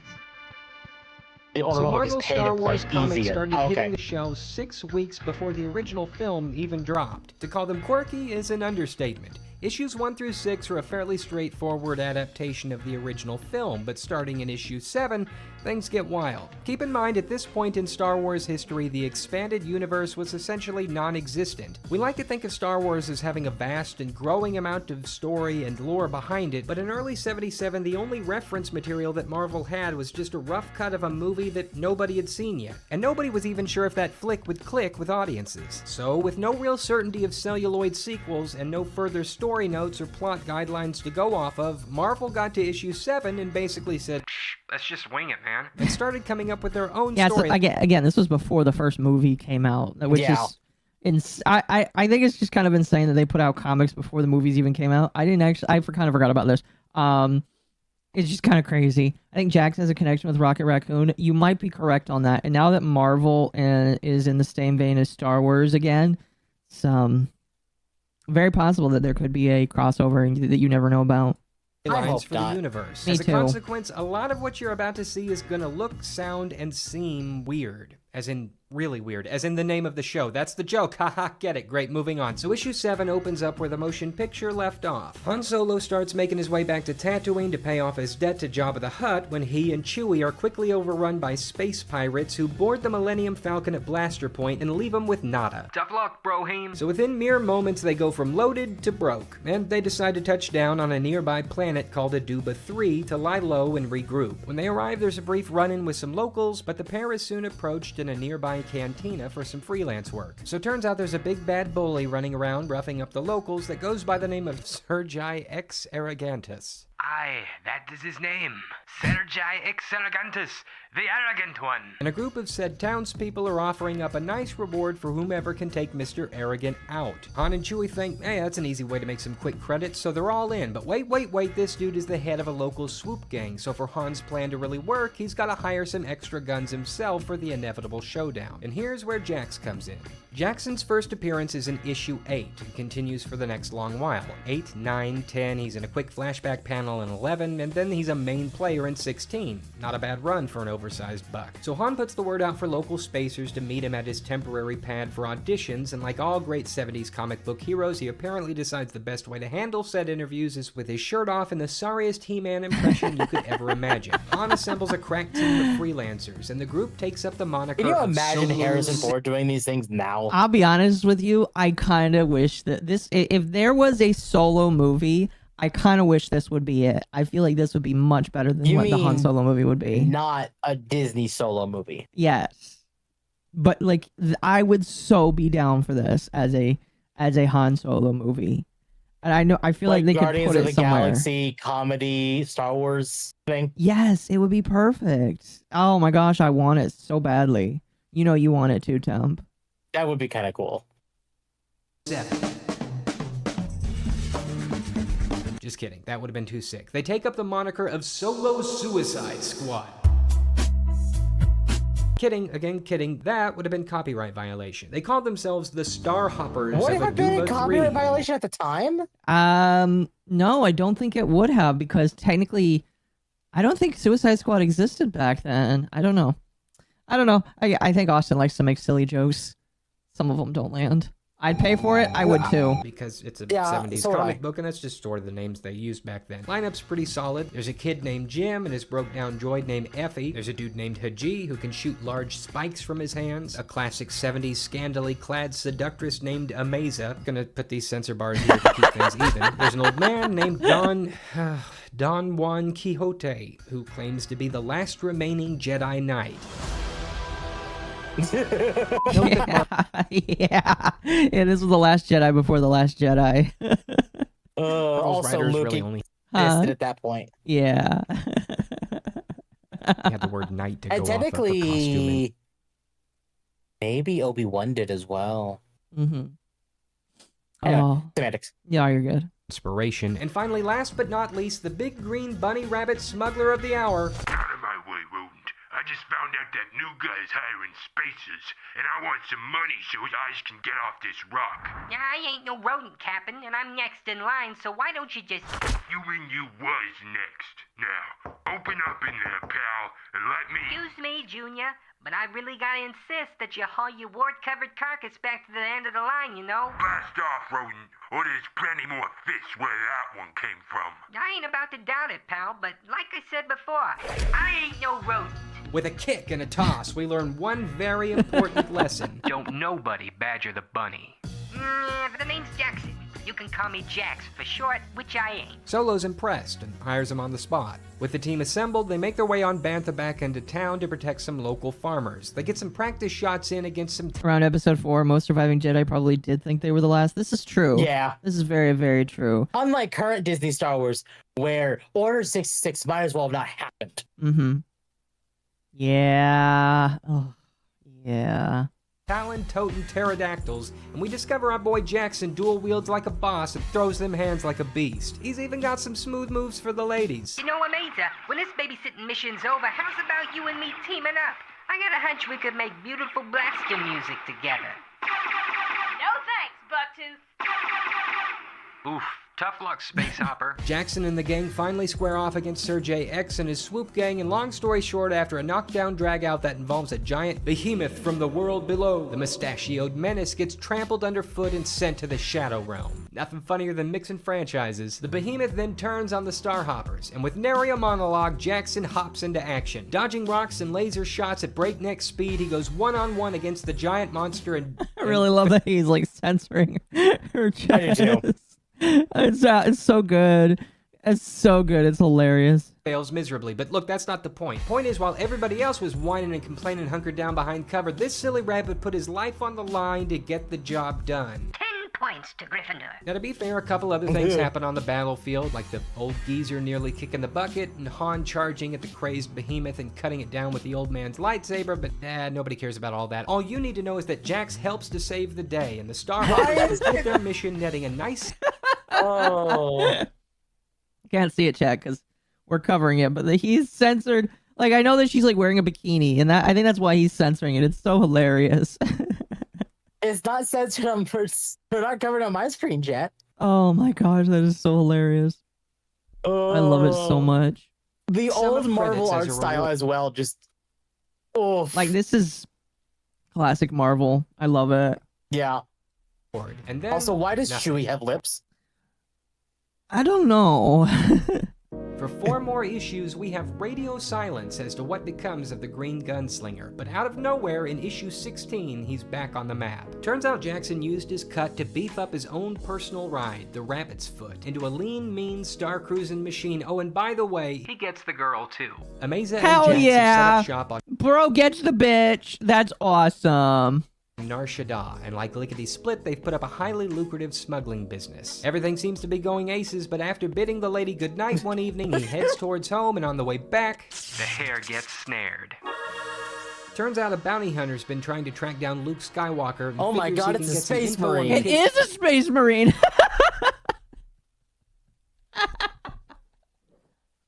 What the fuck is he doing? It's literally a space marine. Dude, this was an era of Star Wars that was amazing. Oh my God. location out of a known associate. Dude's half human, half robot, so his heart's cold as ice. Literally He and a his crew space string marine. Jacks up for interrogation and attach an agony inducer to one of our little buddy's big green bunny ears. Here's the thing though, this rodent don't squeal. I ain't telling you nothing, copper. Jackson ain't no snitch, you dig, and he takes that torture like a champ. Doesn't give up nothing. Before too long, little Miss Soft Spot Seductress busts in and takes the goons out, giving our lucky rabbit a new lease on life. The pair then hippity hip hops into the rabbit's foot and take off. After an intense space battle, their ship crashes back on Aduba 3, and Jackson, now standing on his own two paws, makes mincemeat of the pursuing bounty hunter. In a last-ditch effort, the cyborg takes a total cheap shot and breaks away to make his escape. Punk move, yo. And the very last image we get of Jackson the Starhopper is that of a determined freelance smuggler, looking up into the vastness of space, wondering what comes next. Now, if I didn't know any better, I'd figure you're probably thinking to yourself right about now, Yeah, pretty good story, man. so will somebody tell me why Jackson the Big Green Rabbit gets so much flack and is known as one of the least liked characters in the Star Wars universe? I don't get it. I feel like that's about it to watch, honestly. Now you know who Jackson is. So Yeah. when you pulled up that picture of the bunny, I was just like, oh my gosh, are they actually putting in the bunny from that comic a shit while ago? It was so hilarious. So thank you for showing that, because now people know that once Marvel wrote a comic for Star Wars and it was fantastic. Okay. So, we got Star Wars Starfighter, director Sean Levy, and surprise guest star Ryan Gosling announced the title of the next Star Wars theatrical film. So, we're getting a Ryan Gosling Star Wars movie. Okay. What's it about? I don't. Hold on. Let's actually. I would say I don't know, but actually, Ryan Gosling is joining the Star Wars galaxy in a new film directed by Sean Levy. For those who don't know Sean Levy, he recently did Deadpool and Wolverine. So, fair.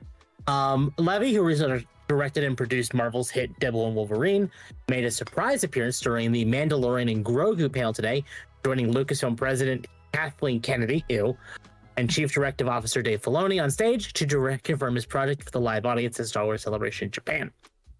One of several theatrical projects still in development from Lucasfilm include films by Shamir Obaid Chinoy, James Mangold, Taika Waititi, and a new trilogy by Simon Kinberg. Levy's film, Star Wars Starfighter, will star Gosling and go into production starting this fall.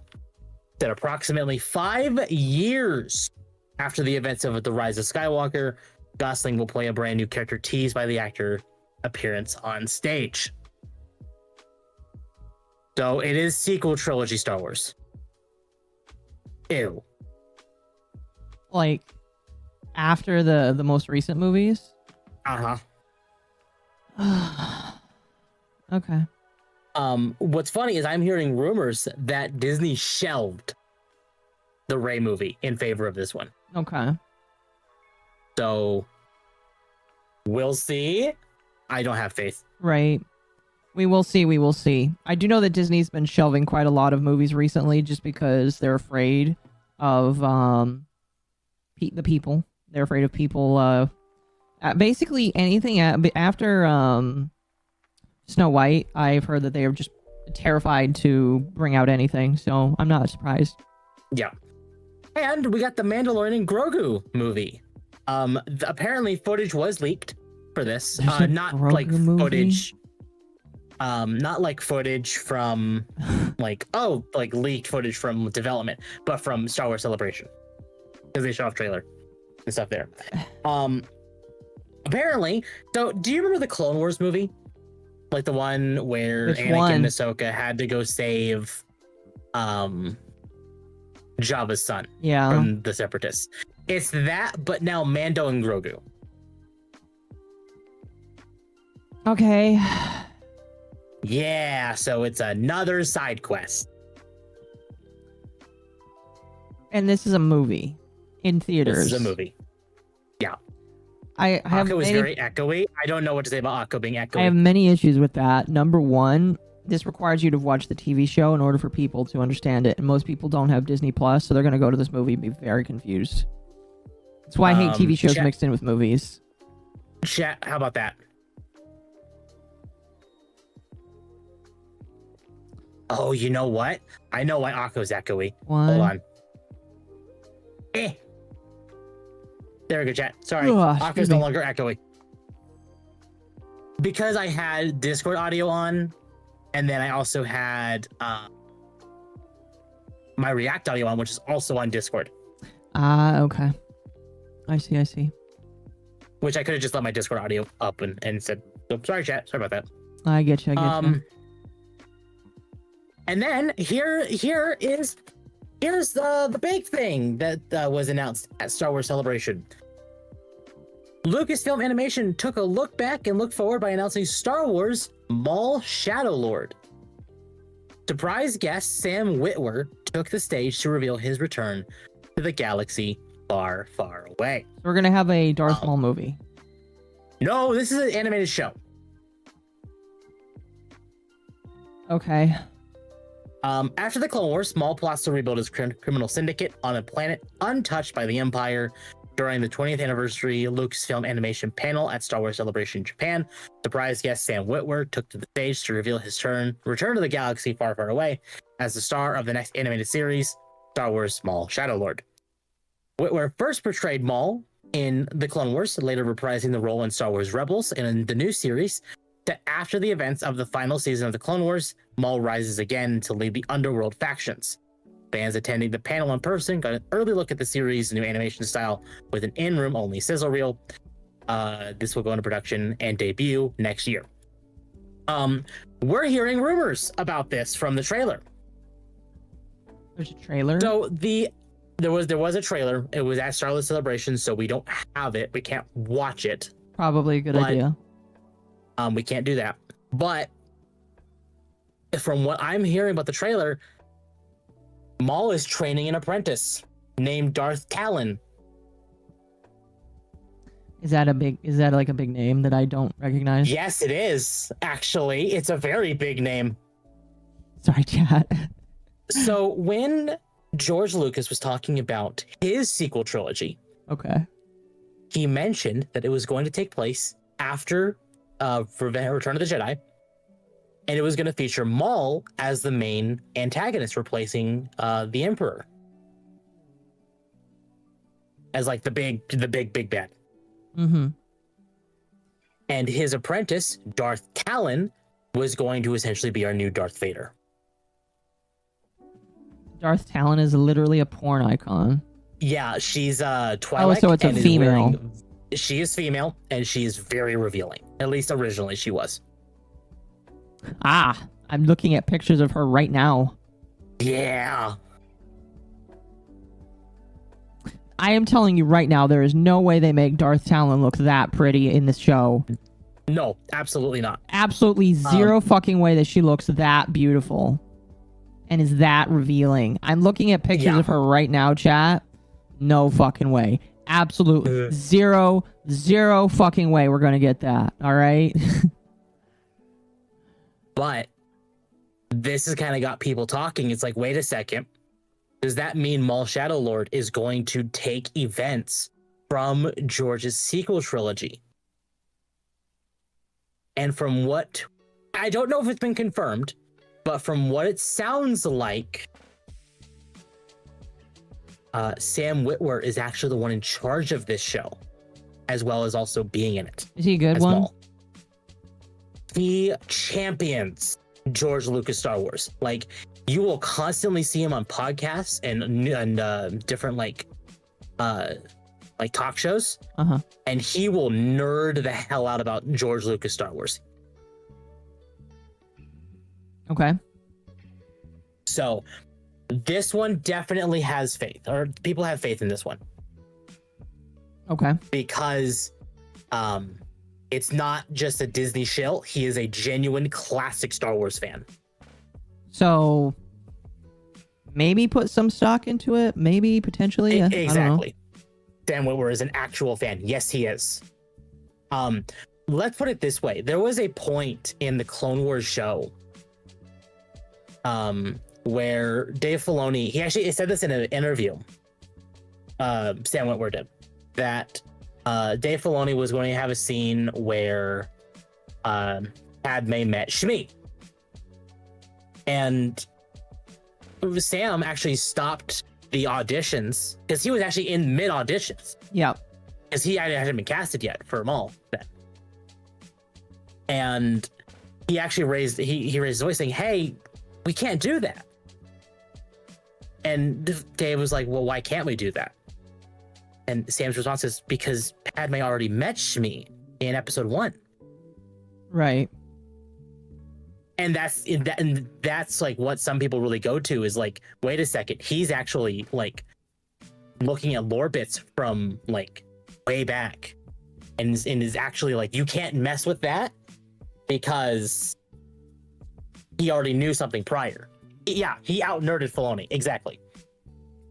So, and Sam is also the voice of Palpatine in some media. Mm-hmm. And he also was Starkiller in The Force Unleashed.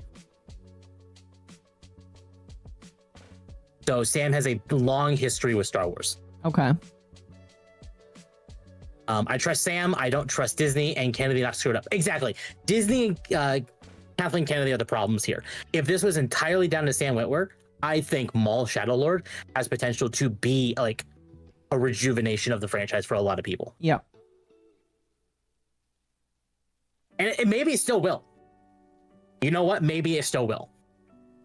I mean, this is definitely something I'm most excited about because of the people involved with it.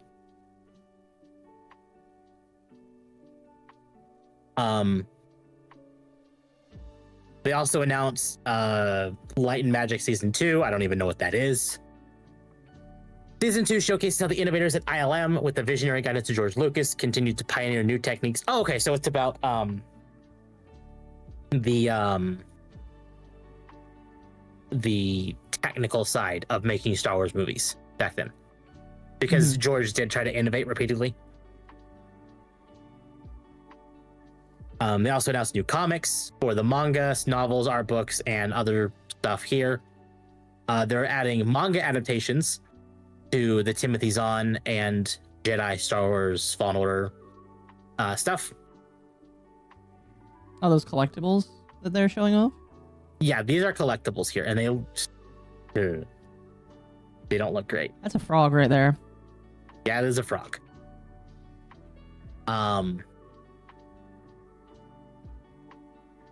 Let's see. Ew.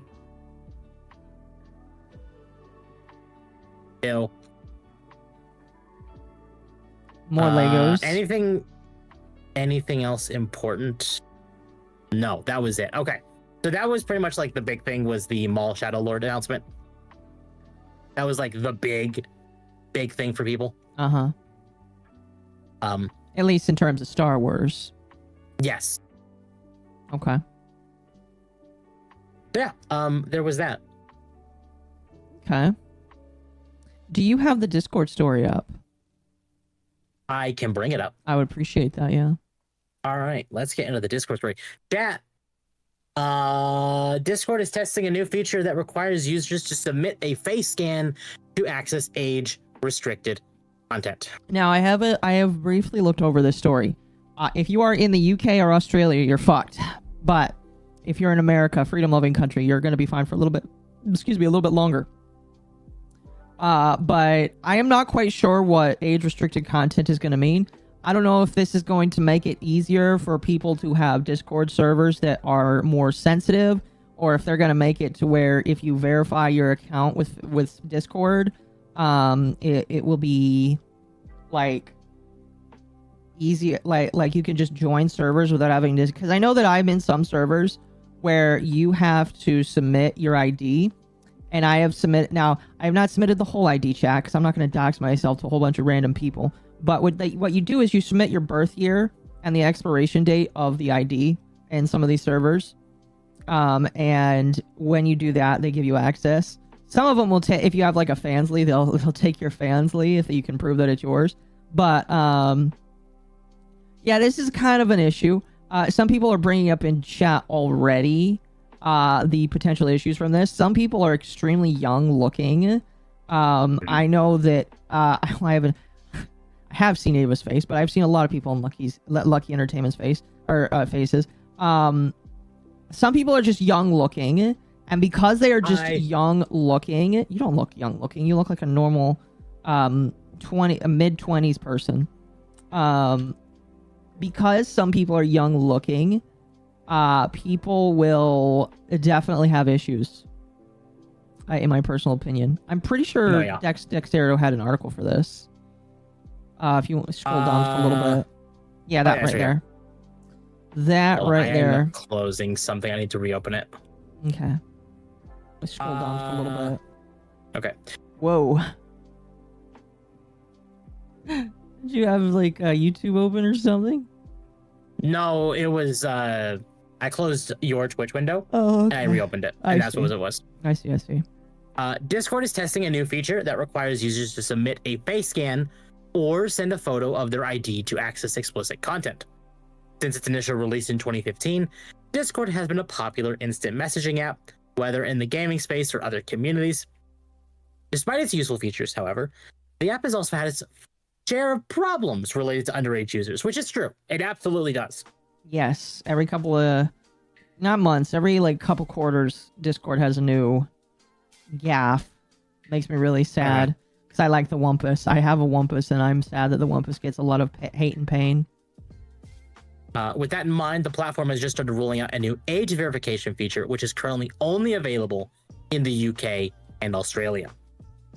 Discord described this method as an experiment, explaining that it has been designed to help users manage content filter settings and the visibility of sensitive content.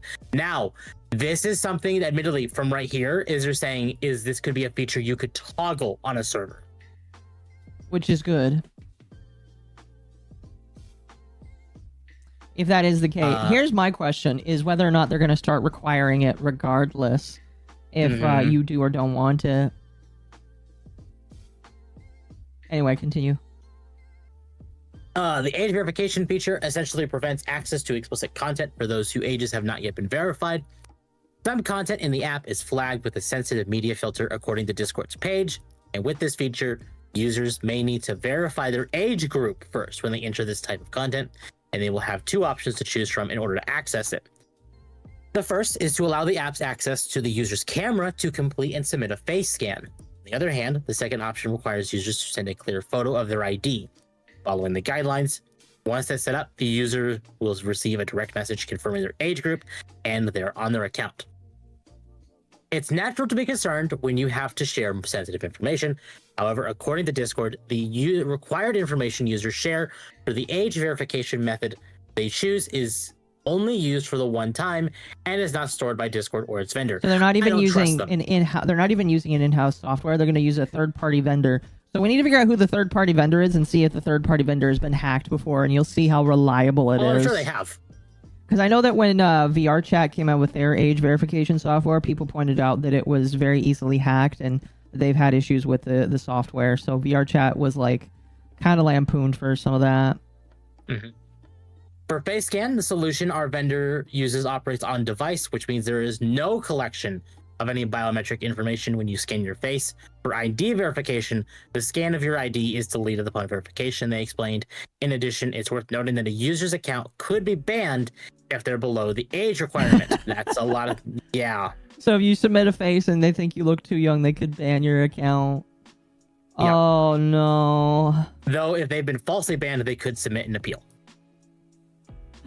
Oh, that is so bad. Oh my gosh. The thing is, this sounds bad enough that it will go through for every country. Probably. I made a post about this, and I actually want to read it on stream. I do have to pull it up, though. Excuse me. Gotta get past all of my retweets. Here it is.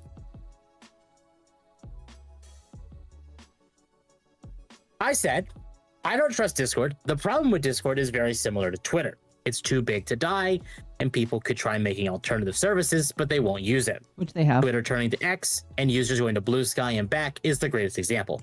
TeamSpeak is making a resurgence, but nothing will be as big as Discord again. The only way to change this is for Discord to flat out die, which never will happen. The only way to change things at this point would be for someone to buy it, which I doubt anyone will, because it requires someone like Elon or Elon-like to handle it. And if anyone were to buy it at this point, would be Microsoft, which would make things significantly worse. Yeah, because Microsoft wanted to buy it at one point, didn't they? Yes, they did, and Discord wanted to remain independent. Yeah, which is nice at the very least that they want to remain independent. I'd rather have the furries be on their own than be owned by Microsoft. Yeah, exactly. Skype is dying soon. Well, nobody uses Skype. Everybody abandoned it for Discord. And that's the thing is, like, all these platforms, TeamSpeak died, Skype died, so many different chat programs died and went to Discord. I mean, you look at Nintendo. Nintendo is another great example of this. Is Nintendo didn't want to have a chat feature on the Switch, so they made a mobile app to do that, and everyone was like, "Why would I use that when I have Discord?" And nobody uses it. Yeah. So Discord is just a little too big for its britches at this point. And it's gotten to a point that it doesn't matter what happens here with this. The only thing that will cause Discord to back off of this is if they're bought by someone like Elon. Yeah, but the thing is Elon uses a verification for your verification badge. Technically, it is just your credit card details, but you can submit your ID for enhanced verification, which you have to do if you want to make money on the platform. So, yeah. Yeah, this is bad, in my personal opinion. But by the same token, I knew it was inevitable. So did I. This is a fast one. Yeah.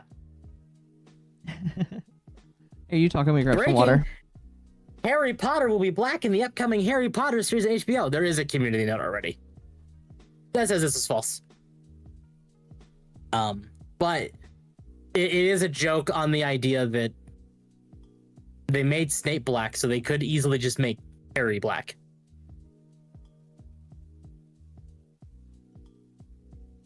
Everything will be censored under Elon. I'm sorry, but I wouldn't trust Elon with a pet rock. Fair. Didn't Discord go public? I believe... I don't remember if they did or not. So that's the name. To be fair, again, chat, this is false. We don't have an actor for Harry Potter yet. Like, they've actually not confirmed a Potter, like an actor for him. So, this is fake. We don't know, but this is just funny.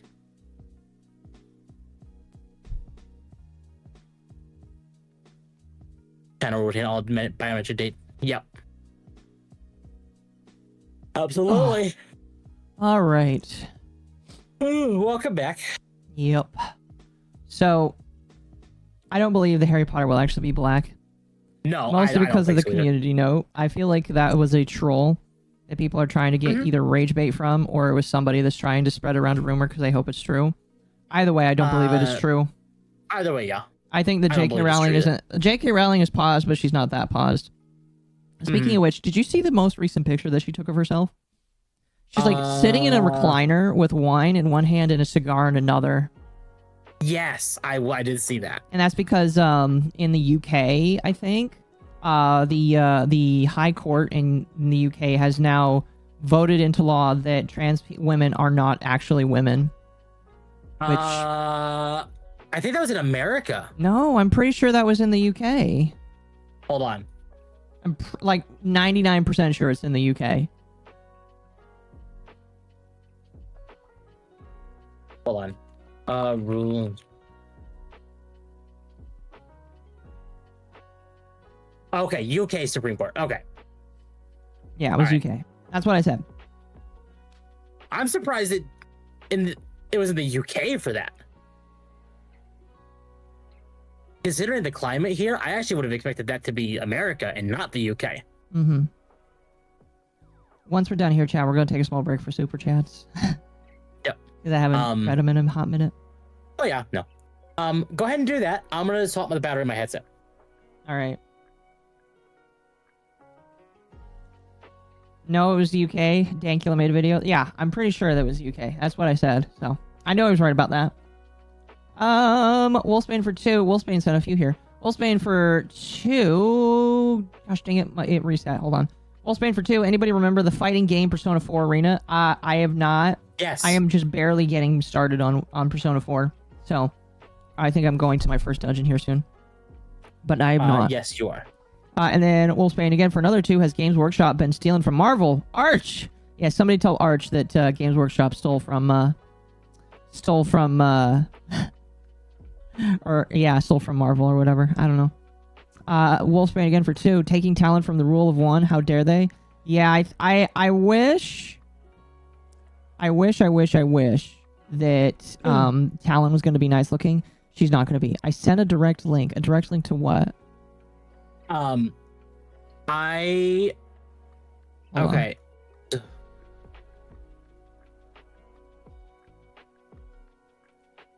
Oh, Discord might go public and gamers are not happy. Yeah, here, I opened it up my stream. Okay. Well, we'll read that in a few minutes here.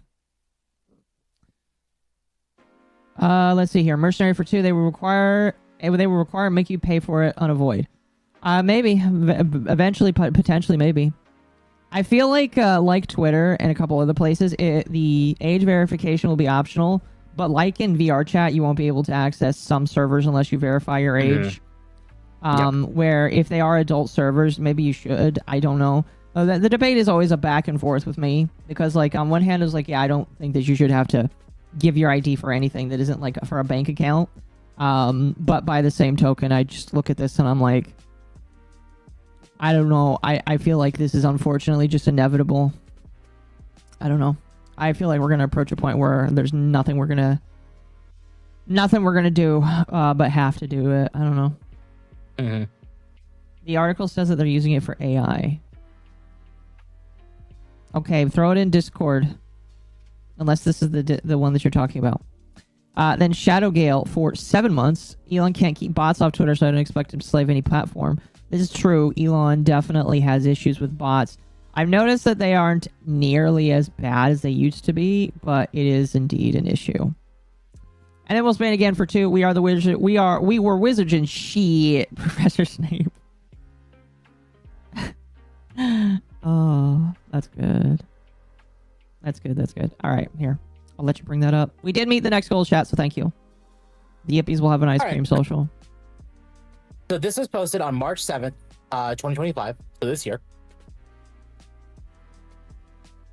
Few things are more aggravating to video game fans than watching an inexperienced player ruin campaign progress. Then there's this. Discord, the go-to chat platform for gamers, is exploring IPO options. The New York Times reported this week, prompting fears that the free social network would start prioritizing Wall Street returns over user experience. Early stages, Discord's leadership has met with investment bankers over the past few weeks to discuss going public as early as this year. But the company's IPO plans are tentative and could change. Two unnamed sources told the New York Times, "We do not comment on rumors or speculation," a Discord spokesperson told the newspaper. More than 90% of Discord's 200 million monthly active users are there for gaming-related purposes. They're embracing several Reddit users in the group, r/Discord app, and r/technology, competent variations of let the and shitification begin, invoking the viral phrase used to describe UX decline of shareholder beholden platforms on a post about potential IPO. Looking back, Discord considered going public as early as 2021. According to the Financial Times, the same year it was valued at $15 billion and declined a takeover offer from Microsoft. Looking ahead, the public listing of a popular tech company like Discord could kickstart IPOs, which have been slow so far this year, despite expectations that a softer regulatory environment would lead to an uptick.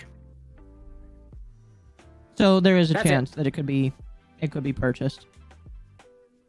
Yes.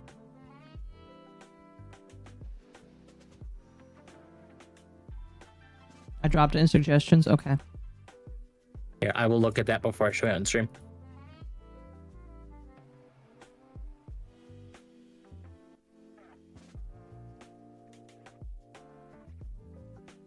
You are still showing it on stream, by the way.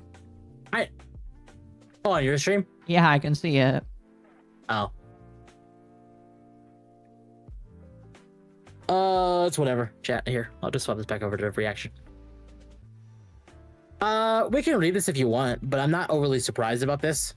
What is it? If you could summarize it, what is it basically saying?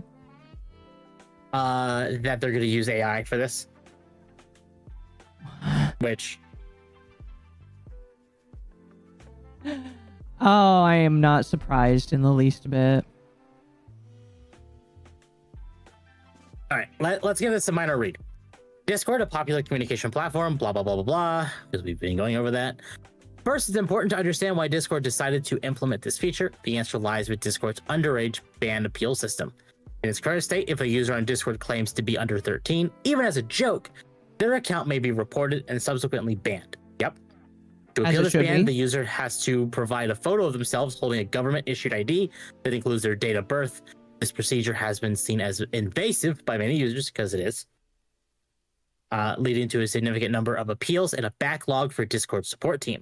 Therefore, the introduction of the video selfie feature can be seen as an attempt to streamline the appeals process and alleviate the workload of Discord support team. However, the implementation of this feature raises concerns about its safety and the technology behind it. The feature is powered by Kid, a company that specializes in age verification using facial age estimation technology. The technology analyzes... It's gonna get it wrong so often. Yes, it is. But yeah, basically saying, hey, they're gonna use AI to try and offset the workload of the support team. Oh boy. Which is gonna bite them in the ass. Yay! AI use I can see making so many problems. Yeah. Yeah, I can too.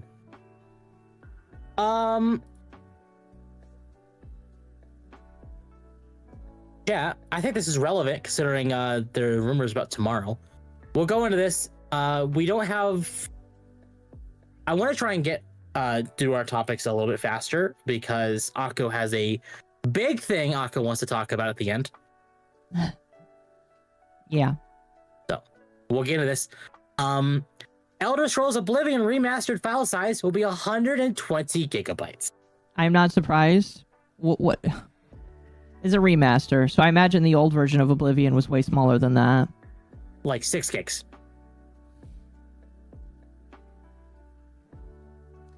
Let's see. That's 1/20th of the size that it will be. Jeez. And some people have questioned, well, wait a second, is this even real? They were found, dev pictures were found, and, here. I mean, it does look nice. It does look nice. I mean, but also, I do kind of miss, like this on the left here, which is the old one, is vibrant and colorful, and over here on the right kind of looks a little muted, if that makes sense. No, I know exactly what you mean. It's more realistic feeling, which is what a lot of people are not excited for. Like, a lot of games are going more realistic feel, and because of that, games are starting to feel very samey, in my personal opinion. Mm-hmm. No, I agree. Yeah, do you think we'll get a Final Fantasy IX remaster or remake? I do, and I think we're getting it next year. Or what? I think it will get announced this year, though. Oh, yeah. The reason why this is relevant, Dap, is because there are rumors that this is going to be shadow dropped tomorrow. Like the entire game, or the entire game shadow dropped tomorrow. Like to buy? Yes, to buy. Really? Uh-huh. The reason why is because it's not in our docket, but a Elder Scrolls 4 Oblivion remastered tag has like a not tag, but like a what is the category? A category for it has appeared on Twitch. I see. So this game is real. Okay. And obviously, based on these images, it is very real at this point.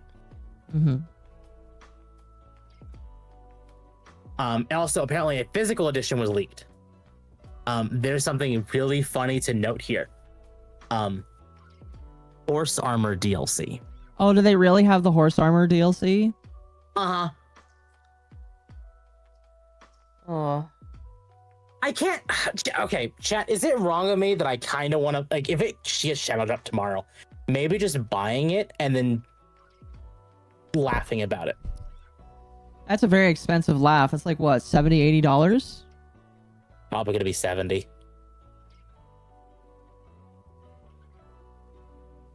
Well, okay, maybe not. It might be 80.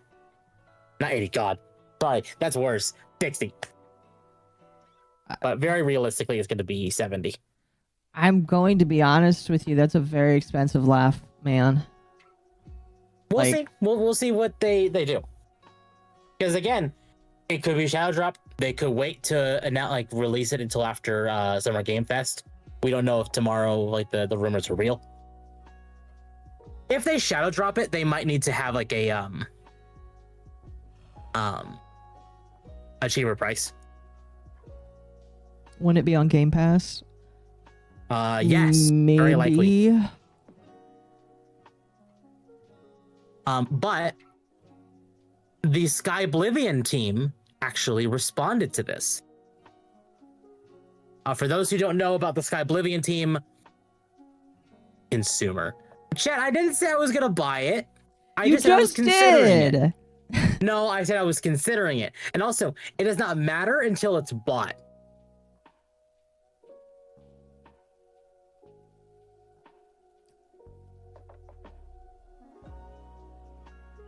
Okay. Anyway, so the Sky Oblivion statement regarding the Elder Scrolls 4 Oblivion remaster. We've been following the buzz surrounding an official remaster of Oblivion. As dedicated Elder Scrolls fans, we are incredibly excited by this prospect and sincerely hope the information proves accurate. The glimpses we've seen look fantastic, and we eagerly await the possibility of experiencing a modern, professionally developed return to Cyrodiil. Bethesda has always been supportive of community projects like ours, and we don't see that changing anytime soon, especially because this is not in your cart right now, is it? No, chat, it's not even on Steam. It's not even real yet. That's the point of a shadow drop, is it's out when it's out, and that's it. Mm-hmm. Anyway, as a PC mod, console release is impossible for us, so the remaster presents a wonderful opportunity for console players to re-experience Oblivion. I will admit it is hard to play Oblivion these days without modding it because of how old it is. So there are at least some boons to a remaster. But unless you're willing to mod it, then... I like how John Della Rose is like, Oblivion will always be the best. Fucking cocksucker. I mean, Oblivion is a really good game. Oh, it is probably a very good game. I'm not going to deny you that. I just, like... Do we really need a remaster for people to really enjoy this game now? I think... Okay. Like, I'm serious. Do we really need a remaster? No, we don't. Okay. Here... I wish they would have remastered Oblivion, or like remade Oblivion, not Oblivion, Morrowind. Morrowind deserves it way more than Oblivion. Morrowind is very old now. Okay. Like, again, Oh boy. people Chat, can disagree with me on that statement. chat. But I already know what we're gonna watch during our 4th hour. what? Ethan Klein made an official response to the content cop. It's only 16 Oh, minutes, so we'll watch that once we're done with all the news. Morrowind needs it. Yeah, okay. Yeah. All right. Fair enough. Anyway, we want to reemphasize that there is no need for comparisons or a sense of competition between Sky Oblivion and a potential official remaster. Both projects can exist and thrive together, offering unique experiences for players. Sky Oblivion is a labor of love, built by a dedicated community for the community, offering a distinct way to revisit Oblivion within a familiar framework of the creation engine. Similarly, an official remaster would undoubtedly bring its own set of advancements with the full funding of a development studio. We see this not as a conflict, but as a fantastic opportunity for Elder Scrolls fans to have even more ways to enjoy the classic world of Cyrodiil. We extend our gratitude to our incredible community for their unwavering support, enthusiasm, and patience throughout our development journey. Your passion fuels our dedication, and we also want to cheer on the talented game developers at Virtuos and any other teams potentially involved in bringing an official Oblivion remaster to life. We recognize the immense effort and artistry that goes into such a significant undertaking. Ultimately, 2025 promises to be a remarkable year for Oblivion. For fans of Oblivion, we are confident that players will be the true winners, having the opportunity to experience both a community-driven reimagining and a professional, modern version of this beloved game. We look forward to sharing more about Sky Oblivion's progress soon as we approach its release later this year. Yes. And that's good. I like seeing devs not getting Uppity. about it, and they're like, "Hey, we could coexist." I'm down with coexisting. Uh-huh. Right. Do we know who's making the Oblivion remake? We are pretty sure it's Virtuos. What have they done?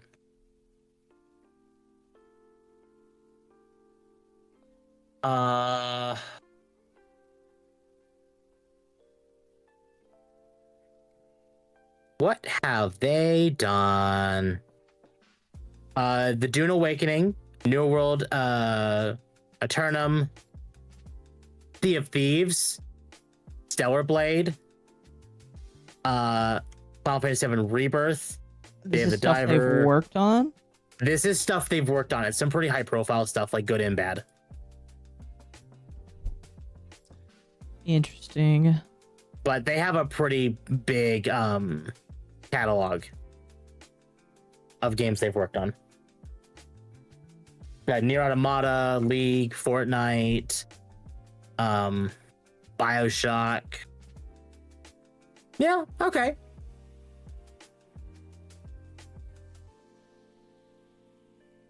Yeah, they have a pretty good pedigree. Mm-hmm. I agree. And like Sea of Thieves runs great on PC. No, so chat, they are a porting studio. I think this might be one of their first times making a proper like game and not just porting. That's interesting. I don't know that for certain though, so don't quote me on that. But if like Rebirth runs pretty well on PC, I've been playing that lately. Sea of Thieves has been running on Grand PC for years. I would like to play Sea of Thieves again. It's been way too long. Stellar Blade comes out in June for PC. New World is New World. Yes. New World is New World. Halo Infinite runs really well on PC, at least what I found. Sorry, did I say New World? I meant Halo Infinite. Marvel's Guardians of the Galaxy runs pretty well on PC. So does Ratchet and Clank Rift Apart. They also did they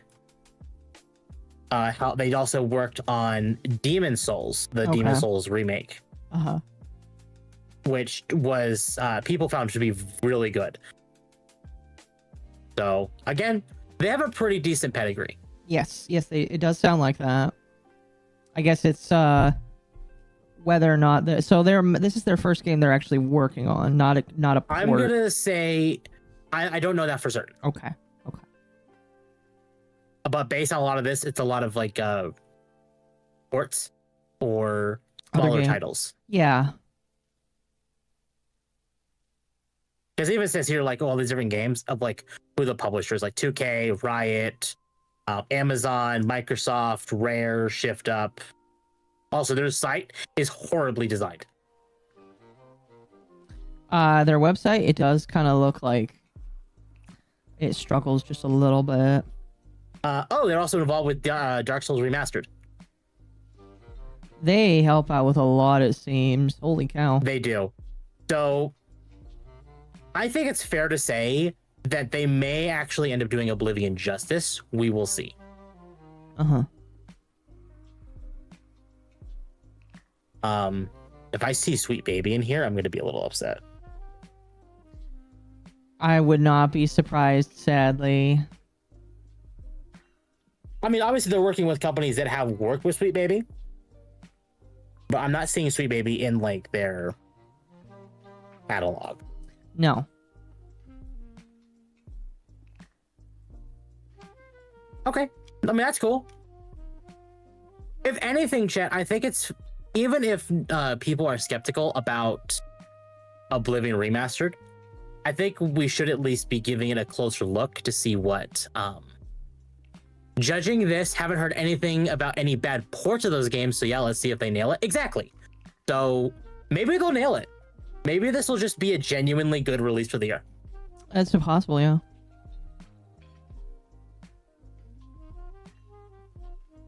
Oh, founded in 2004 and headquartered in Singapore with over 4,200 employees across 25 offices in Asia, Europe, Jeez. and North America.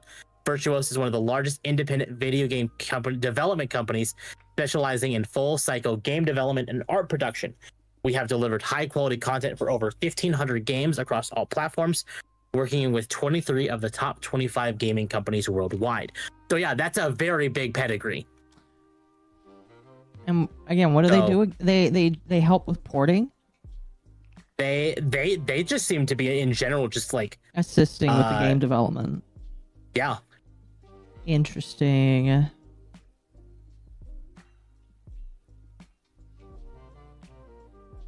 So I don't know. We'll see.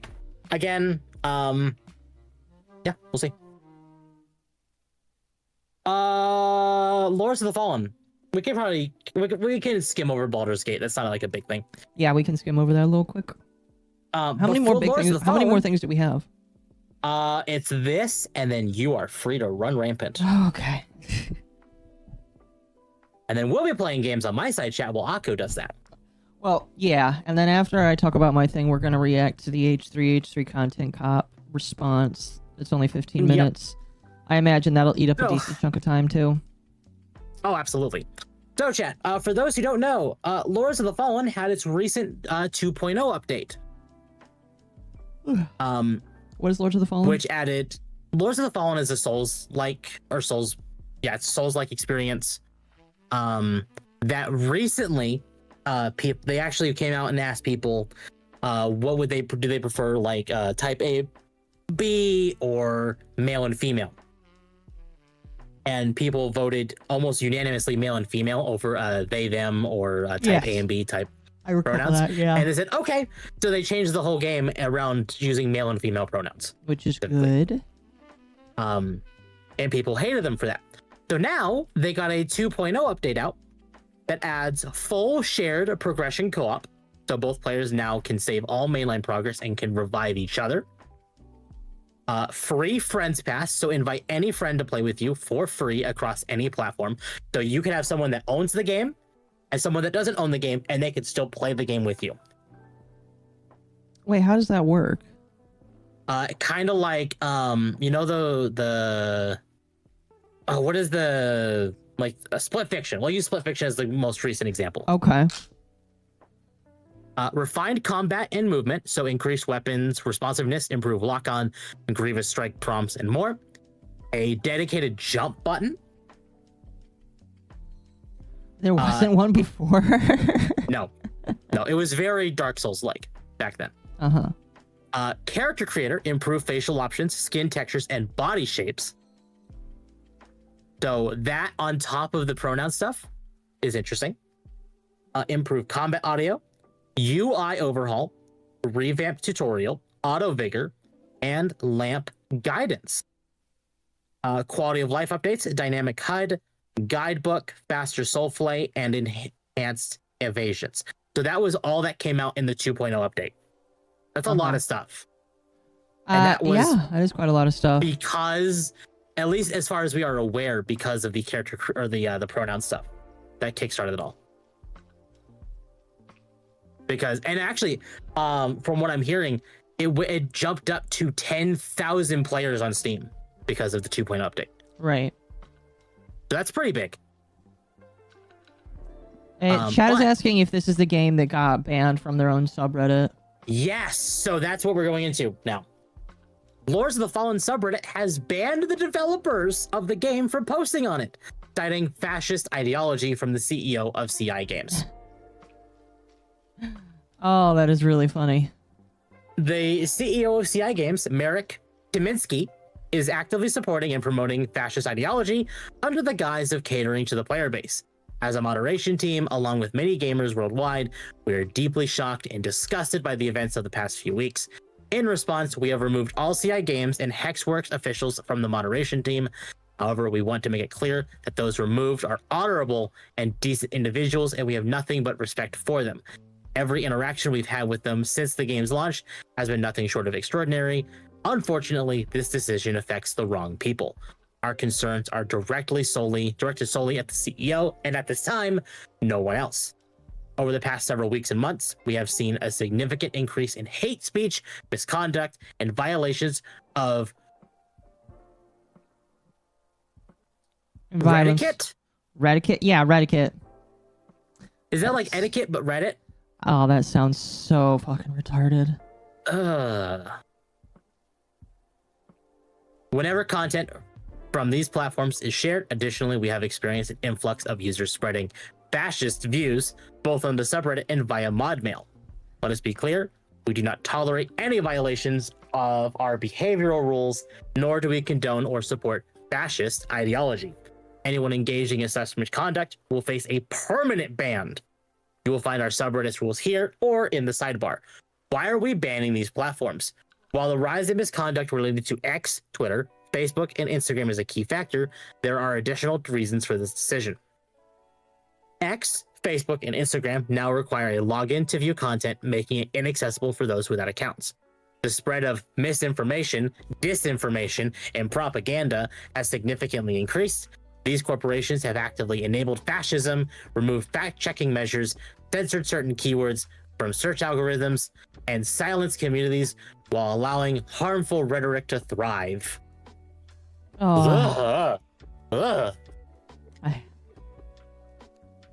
We refuse to support platforms that profit from misinformation, hate speech, and incitement of violence. So you should get off Reddit then. Yeah, Reddit is just a shitty place to be in general. I'm just...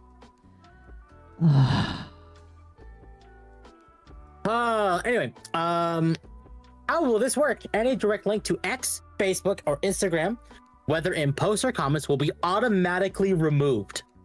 What about screenshots from these platforms? After consideration, we have decided to not allow screenshots from these platforms, as verifying their authenticity is difficult. You don't say. You don't say. What's next? These new rules take effect immediately. Alternative to X, Blue Sky is a great alternative, and many users and outlets have already made the switch. If you have any suggestions for improving this process, it is not. Feel free to share them in the comments or via mod mail. Additionally, any moderators from other subreddits would like access to the auto moderator scripts we've written, we are happy to share them. Lords of the Fallen mod team, we would like to clarify that the developers have only been removed from the mod team. They're still welcome to post in the subreddit, including patch notes, AMAs, and engage in meaningful discourse with the community. This has already been communicated to them. As stated in the post, this decision is not about the developers, but concerns the CEO. Oh no, the boogeyman! The boogeyman did something we don't like. Yeah. Cowards. Sorry, I'm just kind of like a little tired right now, but like, yeah, this is just Absolute cowards. Anyway, chat, Lords of the Fallen is $20 in Steam. You should go buy it. It's not that bad.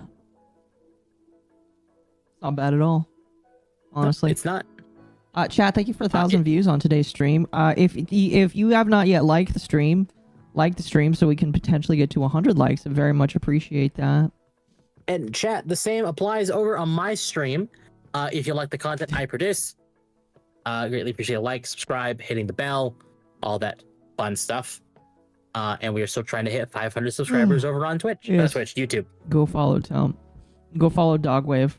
If a good chunk of you followed Temp right now, he'd be forced to play a scary horror game. Yeah. So you guys should follow me. Because then you get to see me play a spooky horror game. Yeah. Oh wait, that's my chat. I'm dumb.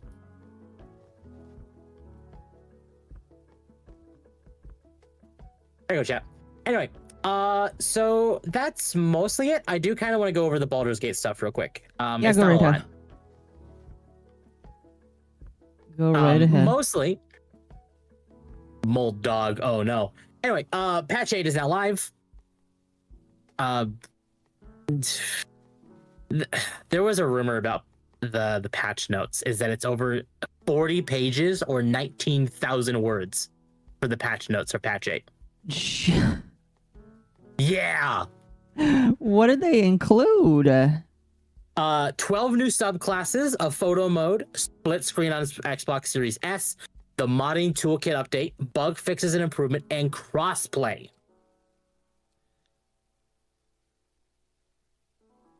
Wow. Is Lords of the Fallen a good game? I've heard it's a fantastic game. I actually bought it. But yeah, so this update is basically, I would equate this update to probably like a $20 to $40 expansion. You think so? Is this free or? This is free. This is out now, and we can play this right now for free. Man. You just had to buy Baldur's Gate, which is also on sale, chat. I think it's like $48. Yeah.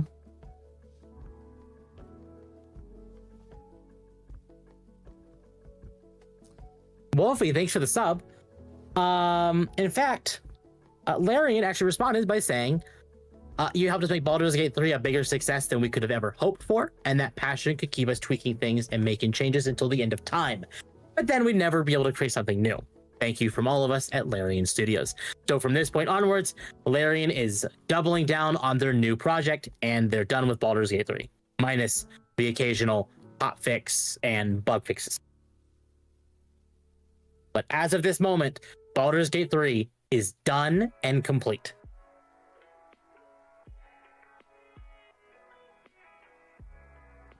But this sparked some other topics. And I read this on my stream. Probably, I think it was on Friday as well. Friday or Saturday. But basically, Larian Studios' Baldur's Gate 3 should be a massive turning point for the games industry. Although some veterans believe it won't be the game changer it should be, while Larian is now leaving the game behind after the release of Patch 8, New Blood Interactive CEO Dave Oshry believes the game has left a mark that is changing the industry. Speaking on a new episode of the Quad Damage podcast, Oshry explained that we now live in a post-Baldur's Gate 3 world. Via Games Radar, the beloved indie publisher believes Larian's success should result in more deep-ass CRPG games. Larian has proven that people are not stupid, Oshry said on the podcast. They don't want dumbed-down RPGs, and that publishers can sell 50 million copies of a deep-ass CRPG that will take you fucking months to beat. Yes, he's very correct. Don't handhold your players, and give them just unlimited amounts of content that will keep them playing for hundreds upon hundreds of hours. Mercenary,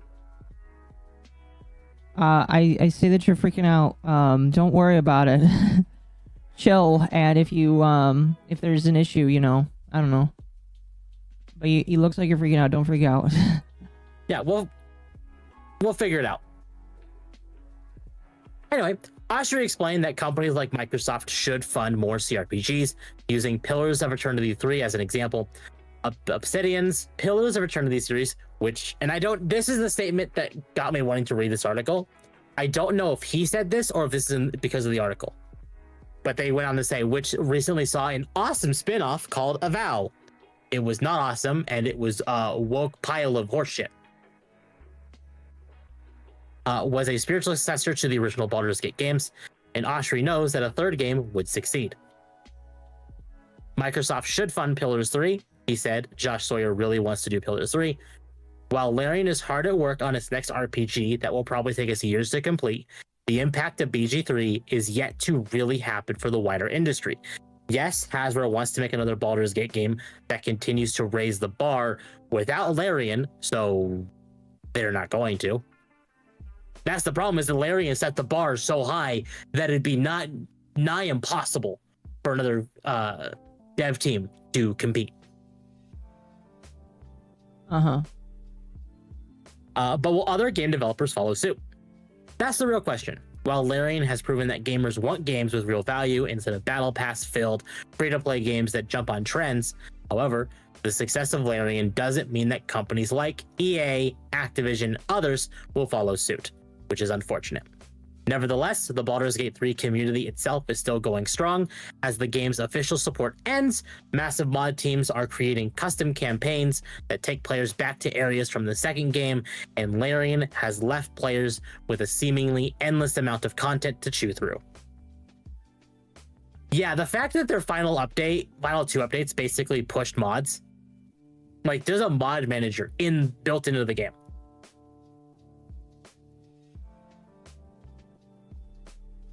It's wild.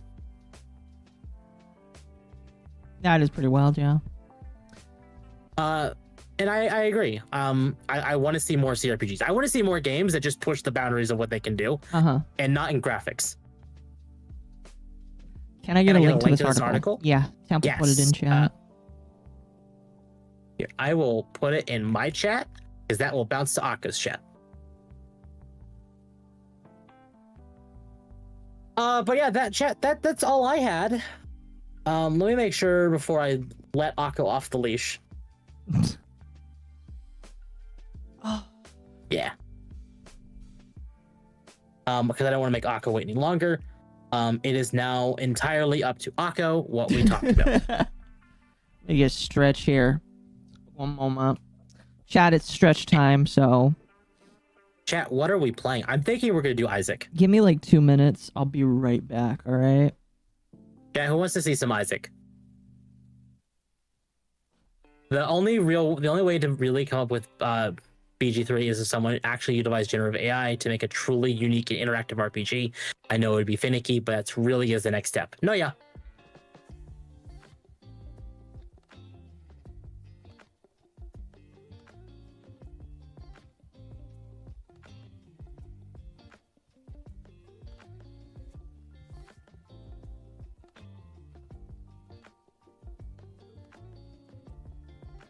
Finally, Dog Isaac. Yeah! So, because Akko will have other stuff to talk about, we're going to do gaming on my side and let Akko go nuts.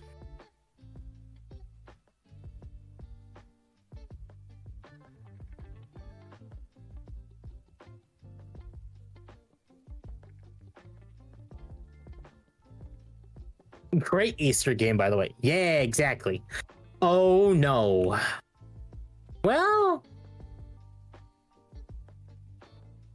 maybe not. Oh no, we'll see.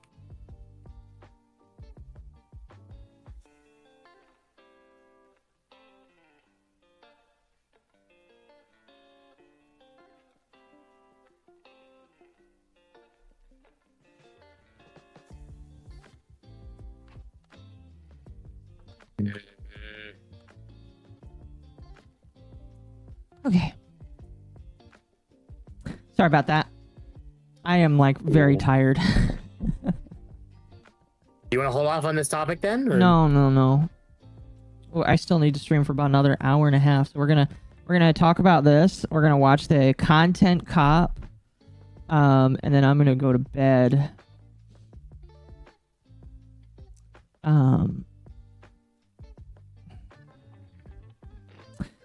This subject's gonna be a little sensitive for me because of just who it's about. I kind of talked about this last night. And I was planning to be a certain way tonight. I'm not going to be as hard, but I feel like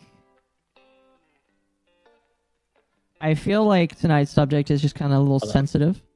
Let me pull up Akko's thing. Yeah. Tonight's just gonna be a little sensitive, just because it's an interesting one. Very interesting. Hold on a moment. I wanna.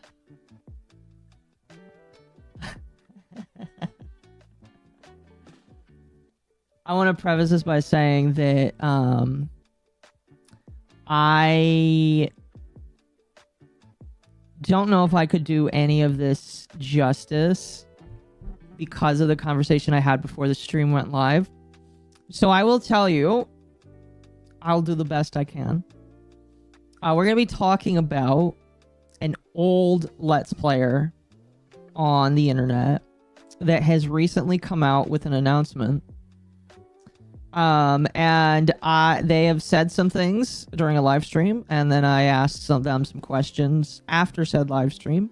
Had what I consider to be a productive conversation. For those that don't know, there is a guy on the internet. I guess they don't consider themselves a guy anymore, but there is a person on the internet. Their name is Proton John. They have said that they're gonna go by Proton John for a little bit longer. And they have been on the internet for a long time. Like, oh, let me see if I can pull up their channel. I'm going to pull up their YouTube channel because their YouTube channel, while it might not have the oldest videos that they had. Oh, do they not? Oh, wait, hold on. Yep, there's their channel. There's the channel. Okay. Their oldest videos are 17 years ago. Yeah. I'm going to bring this on to the screen for you, chat. Okay? Bring this onto the screen for you. This is the chat. This individual's channel is, I'm pretty sure this channel is over 2 decades old. Okay? This channel is 2 decades old. I remember as a child watching these videos, all right? Proton John is like one of the reasons why I decided that I wanted to be a content creator. And they are one of the individuals that inspired me to get to kind of like do stuff on the internet. And they kind of have like a history. And I am going to say right now, that if anybody around John sees this, or if John sees this, I'm going to try my best not to be mean. I'm just going to be as objective as possible, based off of my observance on the internet. I am going to avoid ad hominems because I do respect John as an individual. They are somebody that, again, I have loved for a long time, and I've enjoyed a lot of what they do. Some of their favorite stuff that I did, or that they did, that they played, was their knit stories. That's like one of my favorite videos here is Don't Eat the Mushroom. That's one of my favorite ones. And then all of their Mario Kaizo stuff that they did, those were all really good as well. I think some of those videos, unfortunately, don't exist anymore. I think some of them were removed, or John removed them. I can't remember. But some of my favorite content. And so John's been around for a while. They started out kind of just doing random stuff. Not only do they run this YouTube channel, they also run a channel called The Runaway Guys, which is comprised of them, Emil, which is Chugga Conroy, and then Nintendo Capri Sun. I don't actually know Nintendo Capri Sun's first name, so I Tim. Is it Tim? Yeah, that's right. Yeah, and Tim from Nintendo Capri Sun. All of them come together and form the Runaway Guys, and they occasionally have other individuals as well on it. Sometimes other dudes, sometimes other females, which, considering the change that happened, I don't think the Runaway Guys is probably going to change. Just saying. But they made content for quite a while back when they were in college. I actually remember, like, during the era where they made these videos, they were in university, I believe, for some sort of computer degree. It's been a while, so I don't remember. And a lot of their content actually comes from them when they were a live streamer. I know that, like, in more recent years, I think for at least over a decade, they've been a streamer over on Twitch, and they play a lot of Twitch games, and, you know, it is what it is. But, like, they are considered to be, in my opinion, they are my favorite Runaway Guy. Like, out of all three of them, you know, Emil was annoying and funny. Tim was quiet and soft. But John was, like, the smart guy. He was the guy that was angry, but he was also smart, and he also was the guy that always had, was kind of just the level head, whereas Tim was just the quiet one watching the chaos unfold. And Emil was the autistic one in the corner, making John upset all the time. And that's why you love them, is because they were all three incredibly different people. What's funny is you could describe, like, the relationship between John and Emil with me and Akko. Kind of. You're not as you don't get as upset with me as John does. I would say that Malice is more of a John. And that's fair. You're more of a Tim, I would say. I'm not astral projecting any of these people's problems onto us, by the way. I'm just making short comparisons. Although I guess technically Dom could be considered Emil as well. I don't know. Yeah. I don't know. Anyway, Emil was luck-based and Tim was the underdog. This is very true. This is very, very true. But anyway, all that to just kind of, like, give you guys some preamble that I know these... I don't know them personally, but I know of these people. I've seen their journeys on YouTube, and I've seen how they have grown and how they have had life kind of happen to them. I wish I brought up the stream. Thank God you threw it in the... I found it. Thank God you found the stream for me, because it would have been kind of a nightmare if you didn't. So, all of these guys were relatively with zero drama, period, for, like, almost the last 20 years. You had Proton John that just did their stuff on their Twitch, and occasionally you would see videos uploaded on their YouTube channel. In fact, I will say that for the most part, their YouTube channel has remained mostly, like, dead. Or not, like, dead, but, like, their YouTube channel has been, for the most part, without videos on it consistently, period. Like, their most recent stuff, I don't know if, like, they've deleted it. Since I don't watch a lot of their uploads anymore, I haven't really paid attention to it. But their most recent stuff was 3 years ago. And so, you know, they have their stuff in here. It looks like at one point they wanted to try and do another Metroid series, which is pretty good. But, like, they don't upload a lot. A lot of their content either takes place on the Runaway Guys or on their streaming platforms. But within the last couple of years, this trio of gentlemen has had, like, some big changes, and it all centers around Emil Chugga-Conroy when, and I'm going to butcher this because I don't recall everything that came out, so I'm just going to give very surface level things that happened. Emil had some things happen where a content creator on the internet named Lady Emily, who I will say right here, right now, I do not like Lady Emily. I think that Lady Emily has done some pretty stupid shit, lying about Emil and taking things out of context with Emil, to the point where I will always feel like they are disingenuous. Sorry to anybody that sees this. If you like Lady Emily, I don't, and I never will. Because the moment you lie about an individual and the moment that you use, like, the vulnerabilities of another individual to lie about them, especially somebody that I know struggles with his own personal things in his life, fuck you. Fuck you. And I'm not going to bring anything up about, like, Lady Emily's, like, personal life or who they are as an individual or whatever. But, like, fuck you, Lady Emily. I don't like you whatsoever. Because you you've like taken a chunk out of a guy who, in my personal opinion, did not really deserve it. So they made false allegations against him.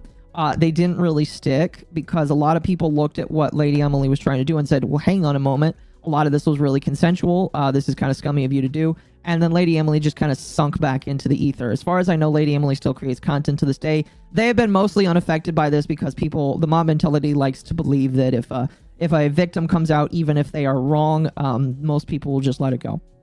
But I don't like Lady Emily, and I never will like Lady Emily, and it's just disgusting. But that's not the point. Besides the accusations of Lady Emily, other stuff came out for some other people. One of the things that came out was that Emil did very cringy roleplay on a very old anime web forum, and the person that he was roleplaying with was underage, and I can't remember like specifics, but it was either that he was overage or like he was just barely overage or he wasn't overage, but like a lot of people were really freaked out that like he might have been a potential predator and all that kind of stuff. And there was a lot of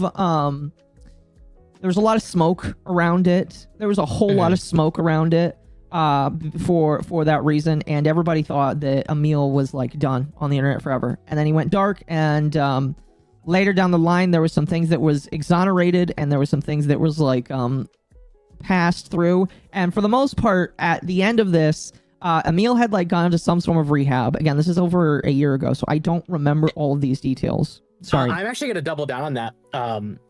Lately, he's been doing his Twilight Princess Let's Play. Mm-hmm. And he actually mentioned that he had a bit of a break between like one scene and another. And he mentioned that he had just gotten back from therapy. So he's still doing therapy from this whole thing. Hey, perfect. Great. I'm a big advocate for if you need help, go to therapy. If I could afford therapy right now, I would definitely go to therapy because there's some things that I'm struggling. At Chad, I had a breakdown 6 months ago. I'm still struggling with some of the repercussions of that. If I could go to therapy and talk about it with a professional, I would, because I don't have a professional I can talk to for free. But like, I'm a big proponent of that. But yeah, Emil basically like went through the ringer and kind of pseudo recovered from that. But the individuals that were kind of in the middle of this, that kind of were looked at the most, was Proton John and the Nintendo Capri Sun. So Tim and John. From the offset, and again, people can correct me, I know that John was very standoffish about this. And I'm not going to armchair I am going to give my opinion, but I'm not going to say this is accurate because people can come in and correct me, and I can offer retraction if possible. But John and Chugga's relationship has always been kind of wonky because it's always been the annoying guy or the guy that's very loud. And I say that as a guy who knows that they are annoying. So like I sympathize with Chugga a lot because I'm looked at as the annoying guy too, and I know that's kind of how some people around him see him, and I sympathize with that. But it's like you had the annoying guy or just the very loud guy, and then you had the very calm. I don't want to say calculated because John's not calm and calculated. John is calm and smart. You had the calm smart guy, and then you had the loud crazy guy, and they don't really mesh that well. And they didn't like there. It wasn't that they were at odds with each other, but it was always just like they were always kind of like just poking at each other. And a lot of people, myself included, always looked at it as maybe like they didn't like each other as much behind the scenes. I had always kind of thought of it like the classic Game Grumps where when JonTron left and everybody wondered why he had left and all that kind of shit. And I had always kind of looked at it like they had always kind of just like had something that was going on behind the scenes with each other. And when all this happened, a lot of people kind of started to think the same thing.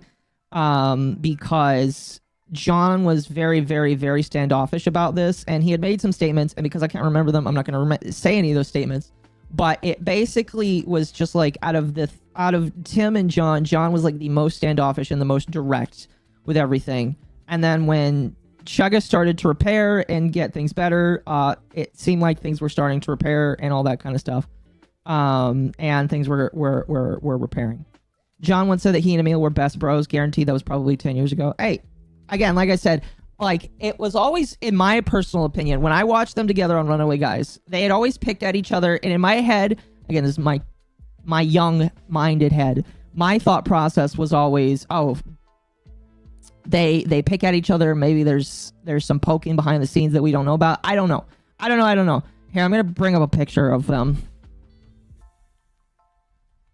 because I want to get a decent picture of them together. It's a good picture of them together. I'm sure that this is a picture that both of them like with each other. I don't know. This is a very young John and Proton John and Jugger Conroy. Very young. Holy shit. This is probably like over a decade ago. I have absolutely no idea. I'm sure that if you show this to either of them, they'll have some nostalgia. It's just an autistic detail. Yeah. So it's just like both of these guys like poked at each other, and it was fine because people found it entertaining and all that kind of stuff. But anyway, when this guy has his crash out and he takes a break to go to therapy, this guy is basically very, very standoffish and timid. He doesn't talk about it a whole lot. He had already given his statements, and when this guy repairs, this guy is kind of just like again, still kind of standoffish about it and all that kind of stuff. Real quick, the button. Razorwind, thank you for the raid. Chat, what were y'all doing tonight? Welcome. Sorry, I'm in the middle of a story. I don't want to break too much from it. But yeah, like so this guy is getting better, and John is still slightly standoffish about it. Because I haven't really paid attention to the Runaway Guys now, because I've just kind of fell out of love with watching the Runaway Guys. I don't really know how the dynamic is between them now. I assume, based off of the fact that he got better, that he decided that he could be let back into his life. Because I know that when he was suffering, I think that John was kind of like worried that he would have to kind of like disassociate a little bit, and that was really sad because I think a lot of people were kind of sad about that. But I believe that these two are working things out in their own way. And again, I'm only saying this as somebody who is. Again, as an internet reporter, I kind of pseudo said this to John when I talked to them on Twitter. As a reporter, my job is to seek the truth, and if people need me to correct something, if the record needs to be corrected or whatever, I will gladly do that. But from the outside looking in, it looked like there is just some weird schism between these two. Okay, all of this to kind of just like get to the now. All right. I gotta get to the now so that I can discuss things here, all right? So, in between all of this, John, all right, this gentleman right here, had decided to starting a separate persona that I think Temp noticed. I think you noticed this first and you kind of brought it up to my attention. And it was kind of a silly little thing that John kind of did because, and I'll be honest with you, I kind of dig the vibe with it because he decided to start this little persona called Rosa John, which is basically just like a female version of Proton John, but it looks a lot like Rosalina. Sorry, my brain just died there from Rosalina. And there was a lot of like silliness that went into this. Not only did it include him eventually getting a VTuber model, because he did get a VTuber model. I'm gonna show a picture of the VTuber model here. I guess I'll show a couple pictures as well. So this is the Rosa John VTuber model. I feel like he's trying to compete with biggest tits here, and I know that his wife has a VTuber model that has big. I don't know if he's trying to compete with his wife here, but very big, very, very big. I feel like I've got some competition here myself now. I do appreciate the big. I do too. I think a lot of people will. I think a lot of people do as well. So he got a VTuber model, but not only did he get a VTuber model, that's a very blurry picture. It's a very uncharitable picture because of how blurry it is, but that works. He decided to cosplay as Rosalina. Akko. Mm-hmm. Did you not see the video I posted? You posted the video, but I feel like the pictures are good enough. Like I don't want to parse through a multi-hour stream just to find the clips where he's getting in this. There was a 2-minute video. Oh, that might be better. That might be better right there. I don't know if you can see it. It's in our docket. Hold on. That's a better looking picture right there. Okay, there we go. Yeah. There we go. Okay, so this was actually the cosplay. And it's very silly. And I know, and here's the thing. I know a lot of guys do this. Trust me, if I feel like I could pull off the female look with some makeup, I've tried for fun. And I don't think I would pull it off. I'm not gonna make any comments about that with John, but like, you know, John does the cosplay, and it's that, and it's there, and it's everything.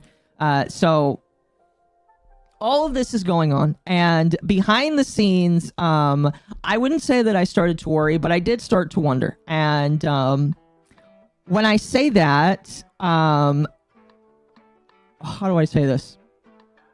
I'll say it like this. Okay, so, and I actually mentioned this in the thread I have with John as well, because I did talk with John a little bit.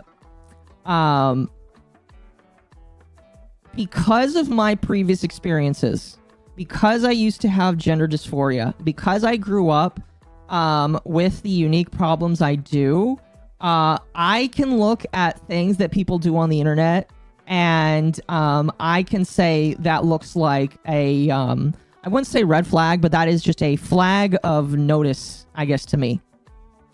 So, like, if I see a guy on the internet start to do a bunch of these different things all in a row, it starts to make me wonder if there is something going on under the hood, basically. Like, if I, like, here's the thing.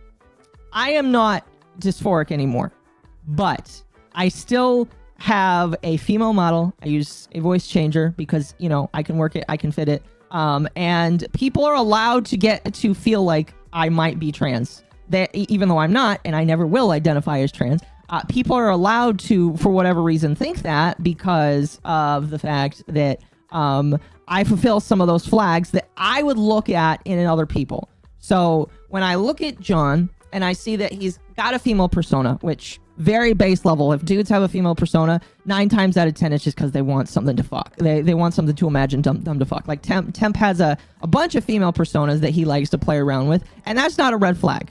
I just like the big titty, Jen. I'm sorry. Exactly. And when John started doing the whole Rosa John thing, that's exactly what I thought of it as. But then it added on to another layer, where he cosplayed. He cosplayed as it, and it's just like, you know what? Would I do that? Yeah, probably, if I could get away with it. But again, that's just another thing that that's just another layer to be added on top. And then he got a female VTuber model, which, again, I've done that, so I can only be as noticing as to my own experiences. And when I started seeing all these things pop one after the other, I started to wonder if there was something else going on. And last night, one of my people informed me that I was basically right. Now, and again, I don't say this in like a derogatory way. I say this as I remember when I saw the VTuber model. When was this? This was October 31st. Yeah, this was October. This was in October, chat. In October, when Temp showed, because I think you were the one who brought this up to me. I think. Maybe. When Temp brought this up to me, I immediately started to like think to myself, okay, I have all these other things that I've seen, and now there's this.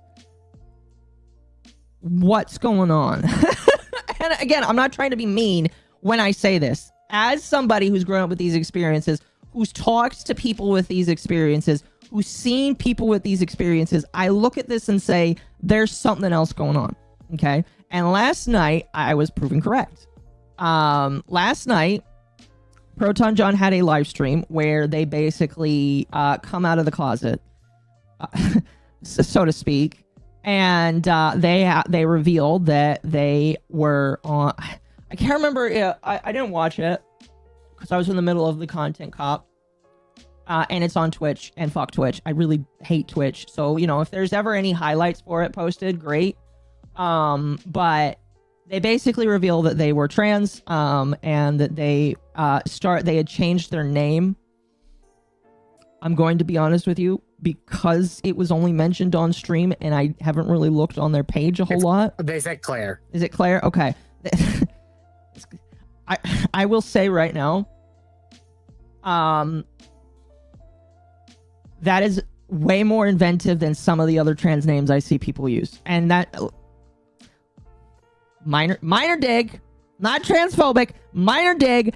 Some dudes that decide to become girls don't know how to get good names. All right, I'm sorry. Like I have seen so many trans people go with like very dumb names that are play-ons of their own names, or they will choose succubus names or goddess names, and it's just like, broski, like,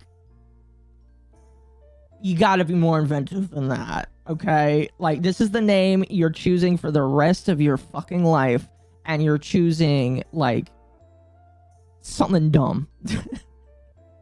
But Claire is, in my personal opinion, just a little bit more inventive.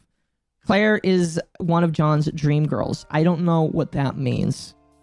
I don't know what that means. This sounds like Jim Sterling. Oh gosh. I'm not gonna. It kind of does. I'm not going to talk about Jim Sterling. I'm not. I hope that. Listen.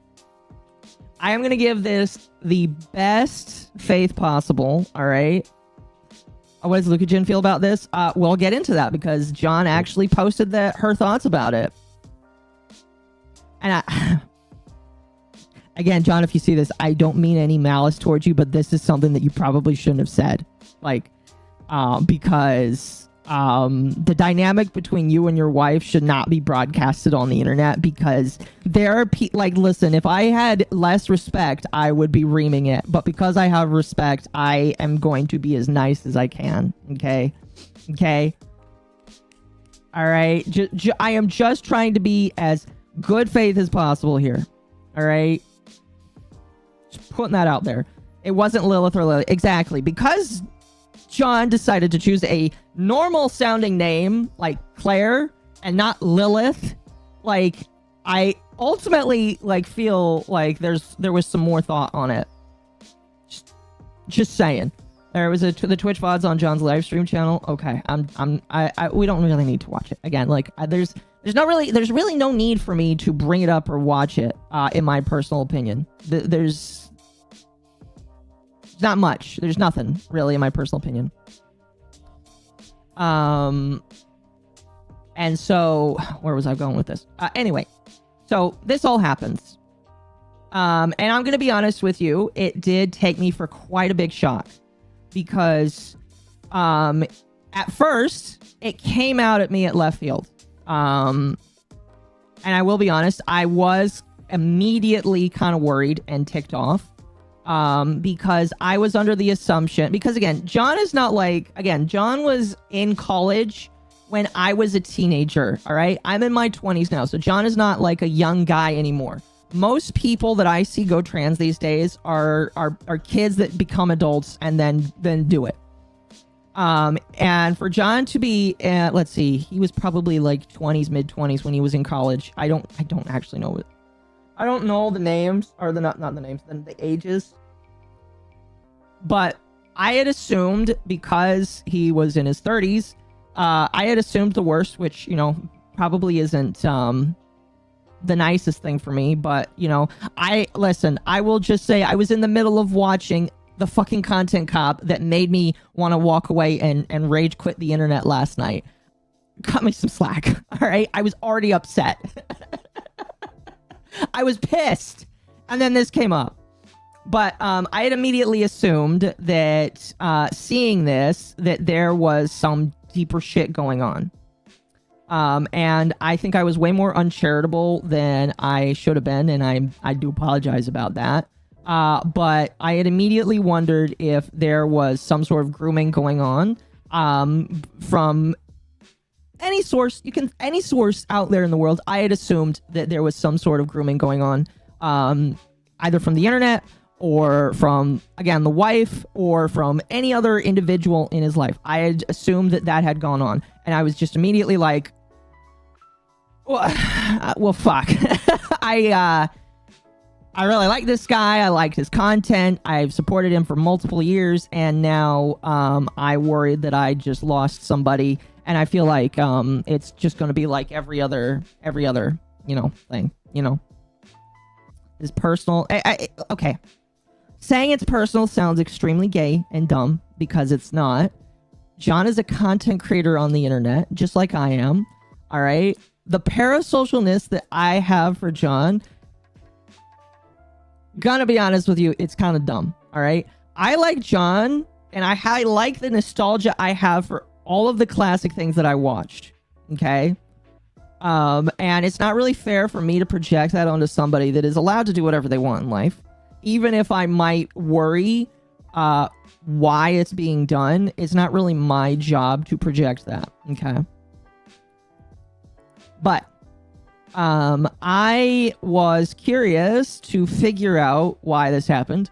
And so I knew that I wanted to talk about this, because I wanted to devote some more time to this. So I decided that I was going to pull up something, and we were going to talk about this. But I decided midway through my work day that I knew that John often replied to people,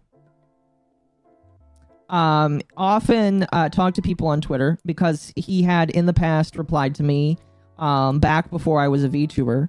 So I was like, okay. Long shot, we're going to go for a 3-pointer here. We're going to see if I can ask a question in good faith, in my personal opinion. It was the best faith question I felt like I could ask. And we're going to see if we can get some more knowledge. Because I was curious to see if we could get some more info on just why everything was happening. And the conversation definitely was, in my personal opinion, I thought it was all right. I thought it was all right. And we're going to go through that now. Then we're going to talk about some other stuff. And again, I feel like what I will say again is that I will give as much respect as I can for the content creator that I grew up with. I will also say that because I am a drama reporter, and because I am somebody that likes to report things as I see them, I will say what I see based off of how I feel like some of the internet will interpret it. People are allowed to get mad or offended by that. I am just saying how I see it. I am apologizing in advance if it's offensive, but that's just how I see it. And, you know, you can think I'm wrong or whatever, but, you know, it's just like the thing I'm pushing out there. Okay? Just pushing out there. Yeah. So, I say, hey, Proton John, long-time fan of your old content. I fell massively in love with you during the Mario Hack series and enjoyed your Superman 64 series, which, again, I still, like, as recently as last year, listened to the some of his old Mario Hack series and some of his Superman 64 series. That's how much I really enjoyed listening to this guy. Okay? That's just... Like, there's a lot of shit content, and sometimes I like to go back to the old stuff. This is one of the guys I went back to. Okay? Okay? I say, I didn't get a chance to watch you last night because I was live myself, but I was curious on asking you about how long you knew, ! In regards to him knowing he was trans. I myself have been through my own challenges mostly as a teen and had gender dysphoria that I had to work through. I'm always curious on other people's journeys and seeing how life changed them. Very curious. Again, love your stuff. Happy to see TRG still chugging along. Now, I will say this is a bit of a joke towards Chugga Conroy, because I'm going to make a silly little joke if I can to make it as lighthearted as possible. You know. So he replies. He replies in the way that I did not expect. Let me explain why. I did talk about Proton John when the Emil stuff was going on, because there was a statement in a video that he made, and I was giving some critique over it. I did not name the video after him. I put him in the thumbnail, but the video was not named after him. His name was not mentioned in it. So in my head, I was like, okay, how did you even find this? Because nobody watched this stream. This stream had like less than 800 views. I'm going to imagine that somebody in the ethersphere might have sent it to him. I have absolutely no idea. But, like, somehow he found the stream. And I think that Bill bewildered me more than anything. And he said, Akko, I saw your stream last year about how poorly I handled everything that happened, so save me the trouble. Bait or genuine question? I'm going to be honest with you. It was a genuine question. But in that moment, I was thinking to myself, okay, The gremlin cannot come out. This needs to be genuine because I actually want a genuine conversation. Because I actually want to learn some stuff here. And if I'm a gremlin, I won't get the answers I want. So we're going to put that away for a moment and see if we can actually get something going on here. Okay? So we're going to put away the gremlin and bring out the yippee instead. That makes sense. And then I say, to be honest, I do recall being very critical of the situation, but without re-listening to it in a while, I can't say I agree or disagree with everything I did say in regards to your friendship. I did re-listen to it tonight. I would say that for the most part, I would be okay with my critique. Because again, my critique is just like my critique of the video that I criticized is if I could sum it up in 1 or 2 sentences, it was you're making way more things public than need to be, so shut up. And this is kind of a shitty video to make when Chugga is on the mend. And so I'm sure that like if I sat down and reacted to it again, there's some other things that I could show. But my main criticism was just, why are you saying this out in public? The internet does not need to hear this. This is a private situation between you and Emil and the people around Emil, and I don't feel like this needs to be broadcast. Temp, are you still alive, by the way? Yes. Okay, you just didn't move, so I was curious. No, yeah, I'm alive. I'm just letting you talk. No, you're good. And again, I guess he saw that and I don't know if he was happy or mad with it, but like, I guess I'm one of the few people that talked about it. So, you know, there you go. And I do plan to like upload this as a video as well. Just again, because I felt like I like putting my thoughts and opinions out on the internet. People like them, people hate them, you know, it's whatever. I believe in being critical and being good faith. The dog is winning. Well, that's good. Especially given Chugga contemplated Sudoku. Yeah, we're not going to get into that. We're not going to get into that previous stuff. All I'm going to say is when I looked at the video, I was like, okay, you don't need to make this public. And this is my big advice. Like, okay, as an aside, this is my big advice for every content creator on the internet. You don't need to make everything public. Like, legitimately. Like, because, again, I tell people, when or if I get a girlfriend, or even if I already do, guess what? You'll never know. You'll never even know if I get married, because that's not your business on the internet. And if I do get a girlfriend, I don't want her to be exposed to the internet. I already get enough shit from people on both sides of the spectrum. 1, because I'm not paused enough, and 2, because I'm not like right-leaning enough. And so I already got both sides that are upset at me. I don't want the potential future girlfriend to be withholden to that. So I don't put shit on the internet that I don't need to.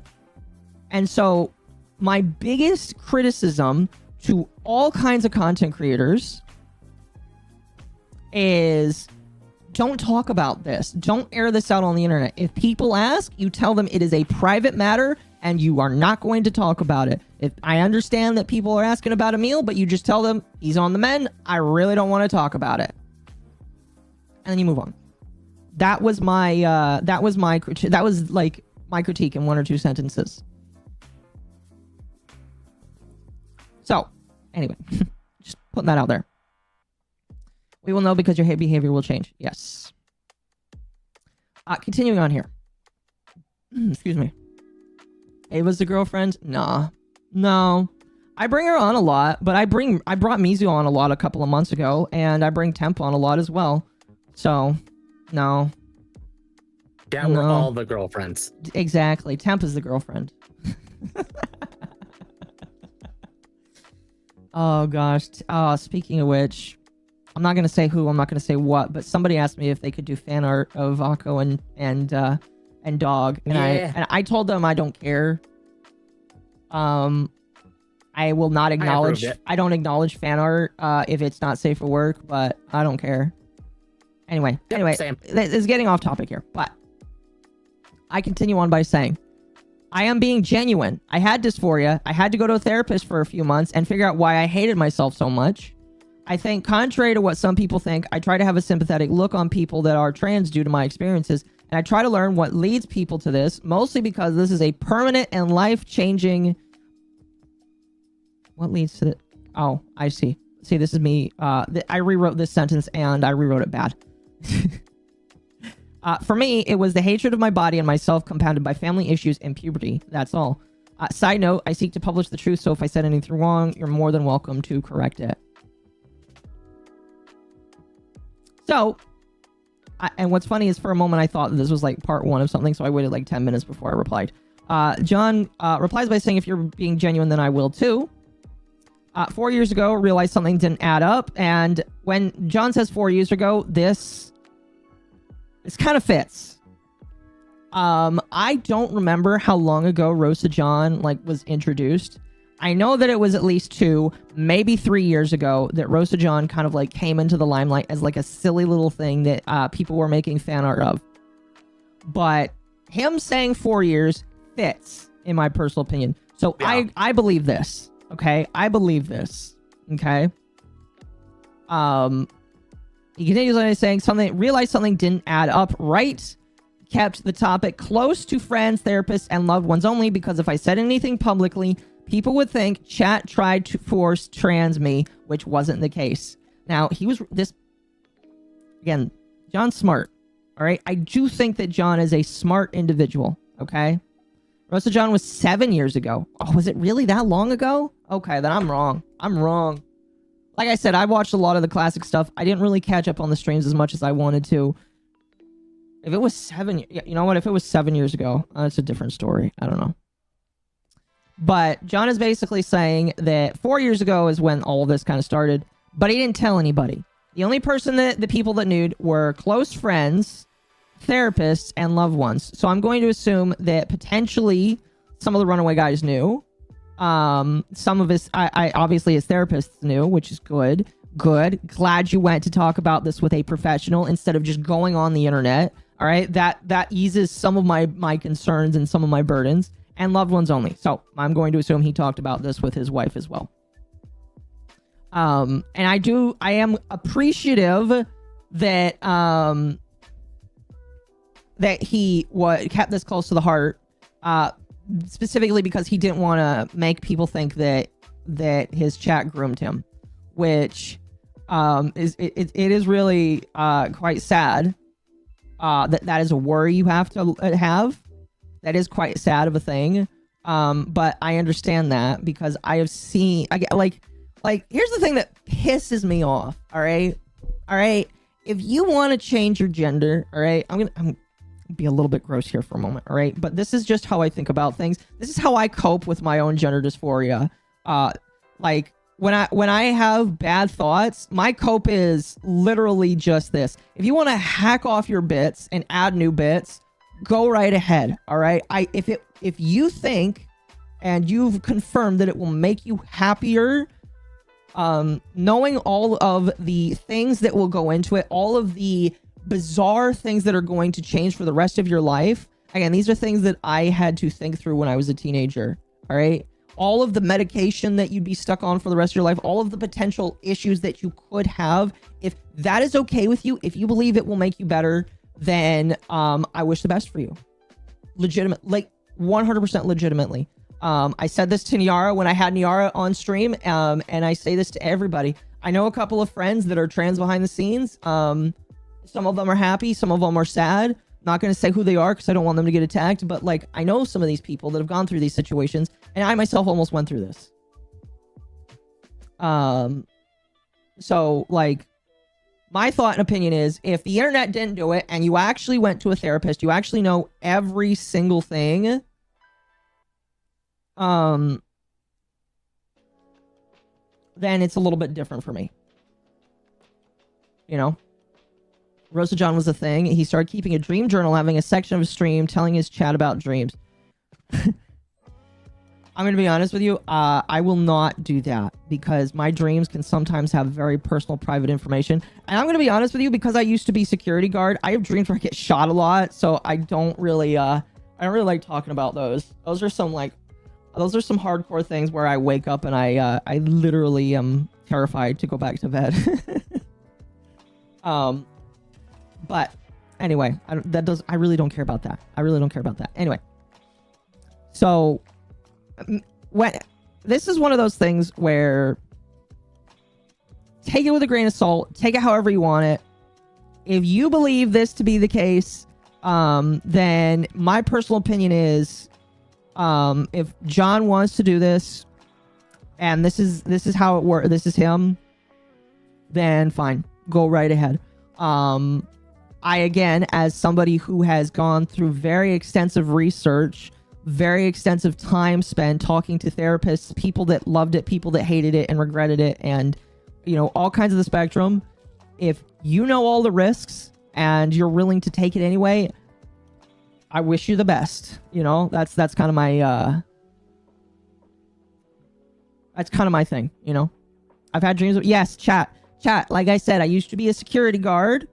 I've never actually had a gun pulled on me, but I've had very vivid dreams where I've had to use my firearm, and I've had very vivid dreams where I've had some scary things happen to me. Again, I'm not going to talk about them tonight. Those are things that I gotta work out on my own. But with all this in mind, it's just like, okay, fine. Your body, your choice. You do whatever you'd like. As long as you're happy, I'm happy. Basically, kind of thing. So with that in mind, this is how I reply. I can definitely see how people would think that nowadays with the egg cracking culture, which frustrates me. I will be honest, when I first heard this, that was my initial worry. I've seen plenty of creators today where I feel based on my study, they were groomed by their audiences. If you say this isn't the case, I'll take your word for it because I legitimately have no evidence to suggest that it is the opposite. So I'm just gonna, you know, take the word for it. I will say that if I didn't know John, didn't know the internet persona, if I didn't like have respect for John, and I didn't like feel like I already had an understanding with John, it would be a little bit different. But because I already know John, I'm just gonna take his word for it and hope that it's better for him. That again, life is fine. I continue saying, I imagine you've had plenty of time to come to terms with your choice, and if you did go through therapy and talks for 4 years, I pray your choice is one you find peace in. Has it at least solved this quote-unquote adding up you've talked about? And he replied, now this is a very interesting reply. It actually gives me a little bit more security listening to this. They say, that's fair. I've had people in my community worry about that too. That's why I worked on myself in private, so people wouldn't realize it was the case. Yeah, it helps make things add up. Explaining feelings from childhood onwards, it hasn't been easy, but it's felt right. And again, I understand what not feel easy is. So again, when I say John is smart, this is smart, not just running out there the day that you jump on HRT and saying that I'm going on it. Now, I don't really know how far along he is, but I'm glad that this is something that he didn't decide to publicize. Like most other people on the internet that would, I'm glad that there's a little bit more candor into it. And then I say I'm obviously not going to beg people to talk through their childhood issues because God knows I share enough of mine already. But if you ever want to talk about it in an... You want to talk about in an open... Man, I really was... This is before stream. So, you want to talk about an open-minded field with a schooled life coach, myself, I'm definitely open to hearing and listening. Thanks for your input. I hope it works out for you. I've had a fair share of friends who came to me that have all gone the way. Some are good, others sad. I pray you find happiness for the rest of your life. And he says, thank you for the offer. I appreciate it. Same with the honest talk. I know it likely wasn't what you wanted to hear, but it was nice to be able to have this. Hope for the best for you. So, what I was hoping for, I kind of got. Because my thought process was, best case scenario, this is something that has taken multiple years for them to choose. And again, my worst case fear, which is not what I wanted to hear, is him basically like talking about how his chat convinced him to do it. We would be having a very different conversation if that was the case. But because of how the conversation went, I respond by saying, I think what I wanted to hear is making sure you're not another egg. I'd honestly be more upset thinking that my personal favorite TRG member made choices because the internet convinced them. So this is honestly better than I was expecting. And I think that's it. Oh no, never mind. There is one more right here. He says, to tell you the truth, after I decided and started, some of the most fun I had was just fucking with people who tried that stuff by just pretending I wasn't. So some things truly don't change. Now, I'm not quite sure if he's saying but he fucked with people that tried to quote unquote crack the egg. If that's true, you know what? I can laugh at that just a little bit. But I feel like it ended on a good note, in my personal opinion. So I felt like it was productive. I felt like this was a good conversation. I think that the initial fears I had last night are definitely way different. And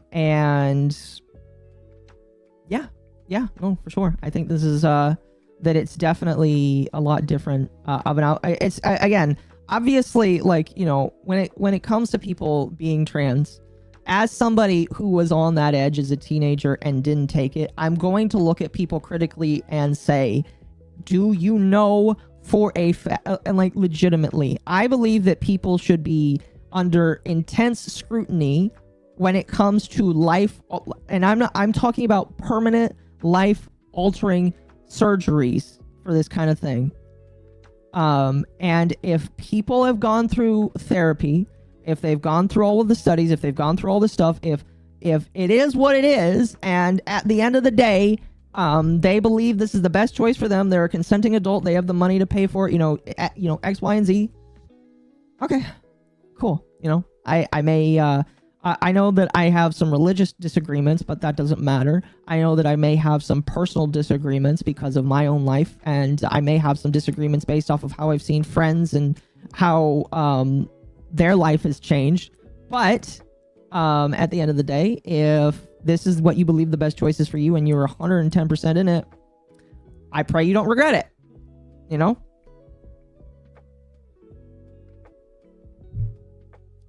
I'm going to regret this, but what is the egg term? So the egg term, cracking the egg, is a term that trans people use on the internet to basically represent getting a person that is considering being trans or might be in the closet for being trans to open out, basically, to come out of the closet, essentially, with becoming a trans individual.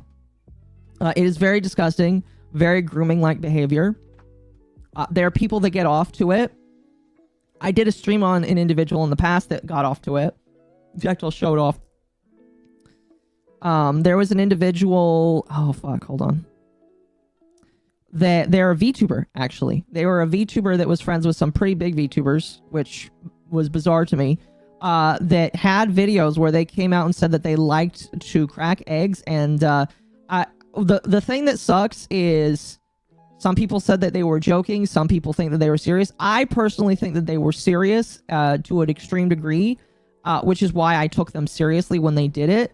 And so because of that, I legitimately got freaked out and decided to report on it. Oh, let's see if I can find it.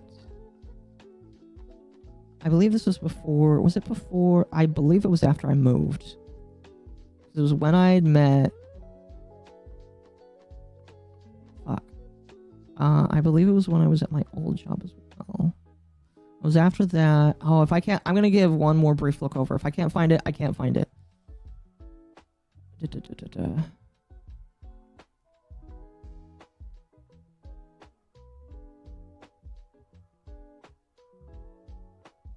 I am thinking that I can't find it. Where was my first... It was my first time talking to Amalgamate. I can't find it. I can't find it. So I am gonna say... Yeah, I can't find it. I'm sorry. I'm gonna say that I will probably look for it later. Maybe I'll flash a thumbnail up on screen. But, yeah, there are people that get off to cracking eggs, which is, again, whenever I see somebody... Whenever I see a internet figure... Wasn't that Amalgamate... The first Amalgamate stream? Yes, it was. Whenever I see an internet individual come out as trans, my first immediate thought is who groomed them. Because I've seen it enough that it bothers me. But because I had this conversation, and again, like, obviously, John could just be lying. Obviously, there's always a chance for that. I'm not going to assume that. I'm going to try and just, you know, give a good faith feel. And just hope that they are being truthful. that somebody didn't like push them into this, that they decided to decide this for themselves. But I really do like egg cracking individuals. I don't hate people, I hate actions, but I actually hate egg cracking people. Like, if you come out and say that you are for like pushing people into that kind of nature, I legitimately hate you. Because you are pushing people to make life altering surgeries that will harm them potentially forever if it is not done correctly. And so I hate those people. Yeah, I can't find it. I don't know where it is. We'll see John's intentions in the future. Yes. I just love how you keep calling her amalgamate, not amalgamite. Considering the one. My apologies. I just call her Mall in DMs. That's what like she told me. But yeah. Mercenary, cracking eggs isn't mental, it's pure evil. No, yeah, I agree. Again, like the fact that John came out immediately and said, no, I did this behind the scenes for myself, is really nice. It's good. That mercenary earlier for 2. Can anyone deep dive on this kid company? Hard to find. I don't know what that kid company is. You're gonna have to tell me in DMs. But again, we're gonna have to wait and see. We're gonna have to wait and see. We're gonna obviously have to wait and watch how things develop. And again, I hope for the best. I really legitimately do.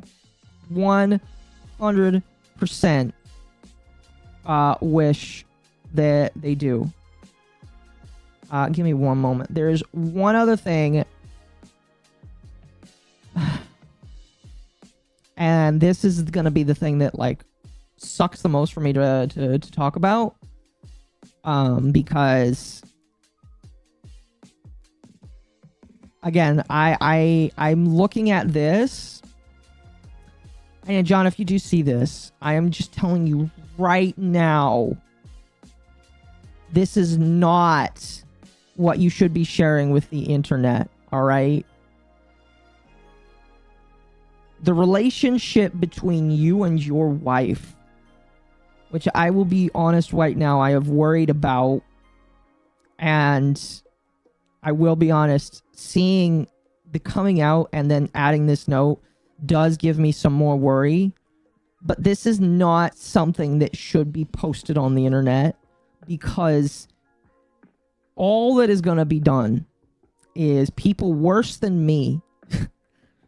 Sounds dumb to say, but people that are more willing to be disrespectful than me are going to come and take this and break this down and going to assume the worst shit possible and are going to say the worst shit possible.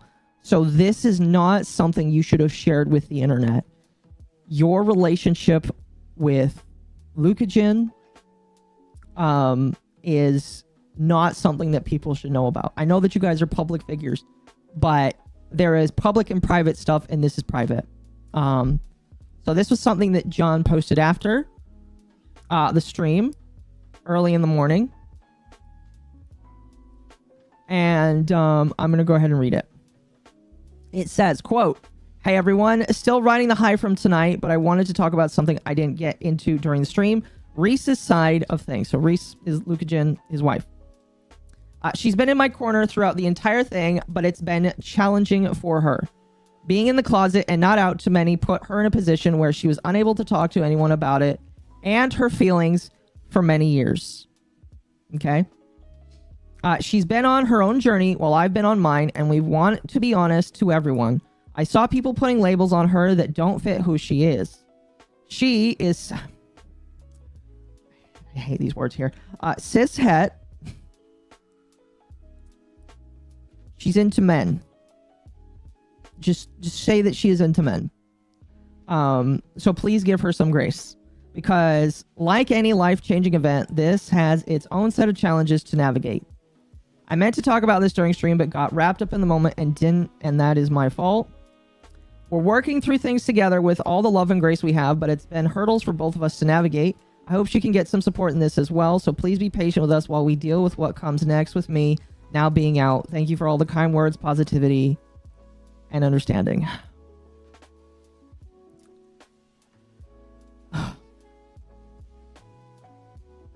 So again, I am going to be as charitable as possible. More charitable than I will probably give a lot of people. More charitable than I was willing to be when I first saw some of this. Because I had time to think. I had time to pray. I had time to meditate on what I wanted to say. And I'm going to tell you that this is an extremely, like, dangerous thing to say. I'm going to tell you how I see this. Okay? I'm going to tell you how I see this. People can tell me if I'm seeing this wrong, if I am, whatever. The way that this reads is that Lukagen, Reese, has become increasingly strained in their relationship has become increasingly strained because of John's decisions and because of John's choices. John is admitting here that Reese wants a relationship with a man, wants a relationship with somebody that is a man. And so because of that, this decision that he has decided to take, that he has taken for 4 years, I don't remember the exact amount of years that they've been together. I know that they've known each other for such a long fucking time that they might have been a couple for multiple years before a lot of people knew. But this is a decision that he has taken. And I'm sure that she will support him in this decision.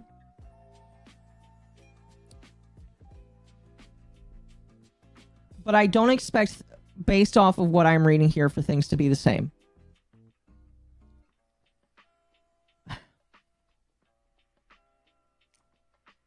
I read this thinking that the worst that could potentially happen is that there is separation in the future. And I want to lay it out right now. I don't want that. Sorry, I've got a pen in my hands. I'm using it to help me think. The way that this reads is that a potential separation could come. I don't see anything short of that based off of what I am reading.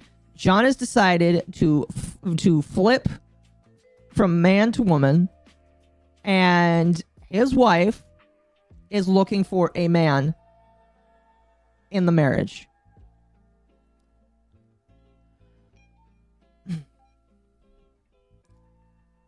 So I don't know where this goes.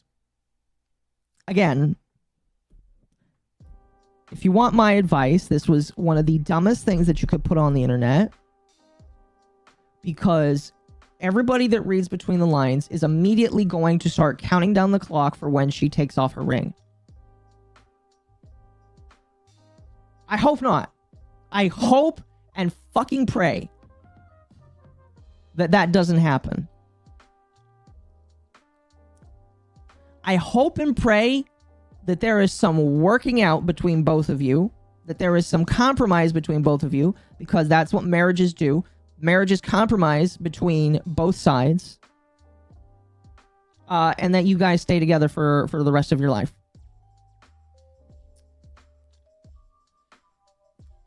But this message does not fill me with a lot of hope. And there's other factors. I'm trying to think about how much of my rat that I want to share. There's other factors. As a VTuber that pays attention to other VTubers, that pays attention to lewd VTubers, who pays attention to who Lukagen who Lukagen hangs out with. Okay? I pay attention to who she goes to conventions with, who she hangs out with. And again, I'm not going to give all of my assumptions because I don't feel like they're all fair. But when I see some of the actions that happen on both sides, it starts to paint a picture that I don't like.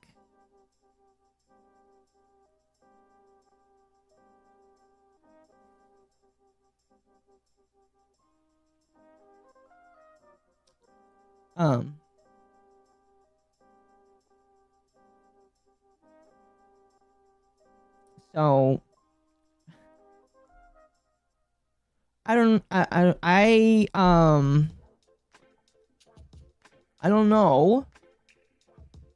I don't know where this goes. Again,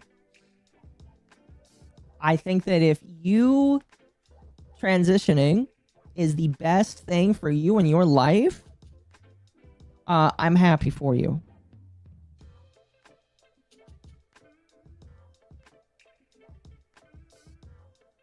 But I am also worried about the ramifications that it will have on your marriage. And again, I'm not saying that to be transphobic. I'm not saying that to, be anything. But when I see this message, when I see some of the actions I see her take on the internet, as somebody that studies other people's actions and how other people act, I don't know what else I'm supposed to go off of. And if I've got it completely wrong, I beg you, I urge you. You've already put this much out on the internet. I know I'm telling you not to put stuff on the internet, but you've put so much on the internet, you might as well continue to clarify till the end of time now.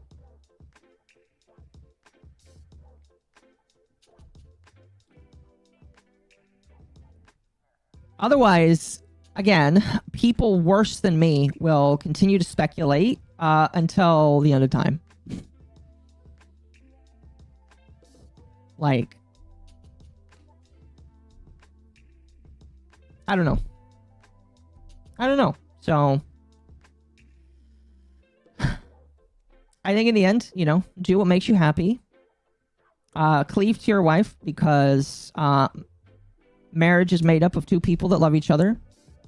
Obviously, as somebody that is Christian, I try to subscribe to the belief that I wish to cleave to a woman one day.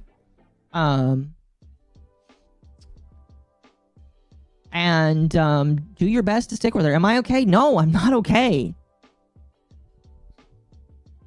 I'm not okay. Listen, it's way easy for me to put up a facade and laugh at people and call them names because I don't know them, and it's a lot easier to point and say, I have absolutely no idea why that person made those choices. Those people are stupid. But I look at the John situation. Claire, my apologies. I'm just so used to John. I've said John for over a decade. It's going to take me a hot minute. I know. But I look at this situation. And again, as I am being as best faith as possible. I could have been way worse tonight than I did. If I did not have this conversation with John, a good faith conversation, I feel like I could have been way worse because I didn't understand fully. But I'm not okay because I have seen enough train wrecks and enough plane crashes and enough broken individuals to know the slippery, and I'm not saying this will happen. I am just saying I have seen the slippery slope. I have seen how things spiral out of control way too quickly.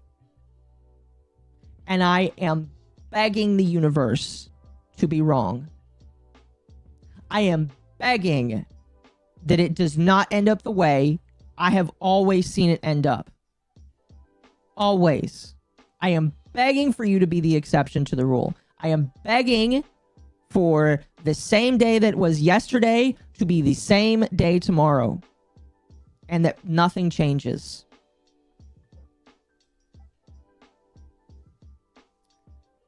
That's it. That's it. That's really all I have to say about it, Again, I have a lot of respect for John. I think John is cool.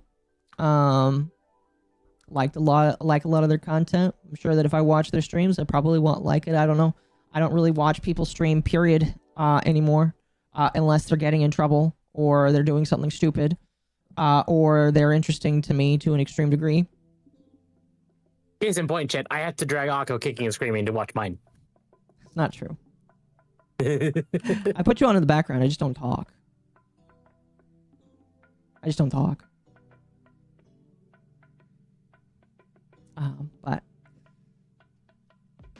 I don't know. It's really difficult for me to look at this again because it's really easy to point and laugh at somebody that you read that they're a sex pest on the other end of the screen, or you read that they've harmed people on the other end of the screen, and just say, "Man, that is a fucking retard." I've never watched any of yours. I'm sorry. Listen, guys, I'm sorry. I have no time for streams.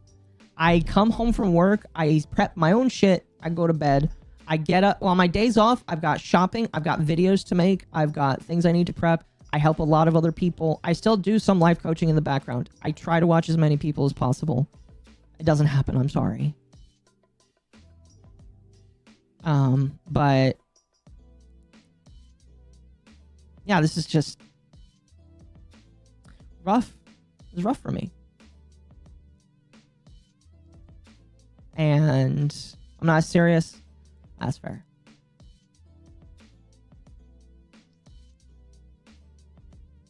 And maybe that feeling is, again, wishing for the nostalgia of something. And if it is, I apologize. Because I don't wish to hold people to the nostalgia of a young octopus that didn't really know how evil the world was.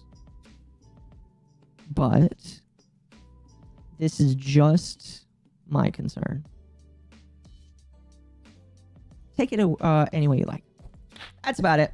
Anyway, that is going to do it for me tonight. I did want to react tonight. Oh, we have 20 minutes left. We don't got enough time. I think we're just going to end it. I thought it was, what, 16 minutes? Yeah, it's 16 minutes, but that's about an hour's worth of content right there. Fair enough. Okay. Thanks for your perspective. Yeah, like, listen, that is all I want to give. That's all I want to give. Again, like I said, I could have been way worse tonight, but I felt like that wasn't really fair after asking for good faith. So...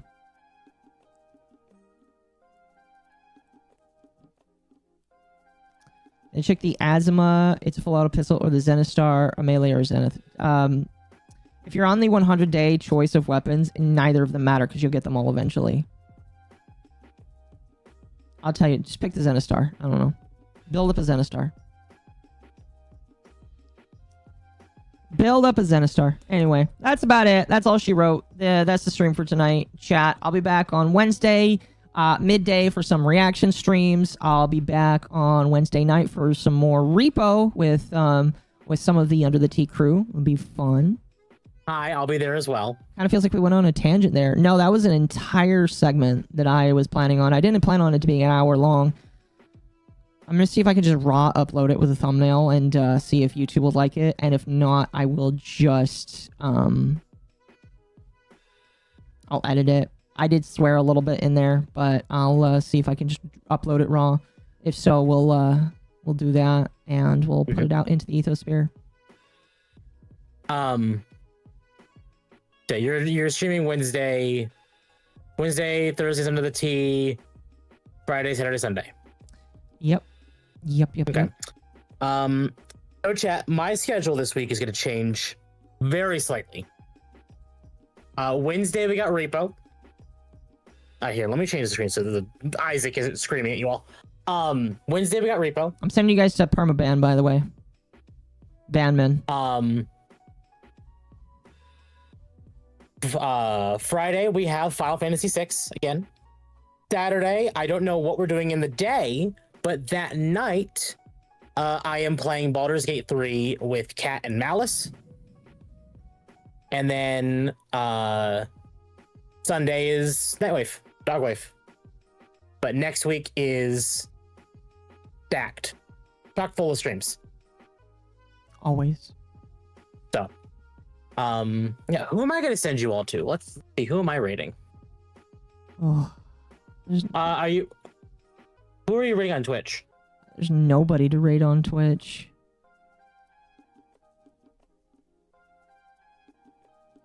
The cat has a tendency to pop. Yes, so that cat. That cat will be there. We're starting a I'll give you Baldur's guys to Gate Bonnie. 3 Whatever. Playthrough. It'll be every other week because Malice wants to join and he has work some Saturdays and work not some Saturdays. So, yeah, sure, why not? We'll raid Bonnie. Anyways, chat, we will see you. See you next week for Dogwave. Yeah, so see you guys Wednesday for Repo. And Pretty much. Yeah. Bye. All right, chat. Have a good night.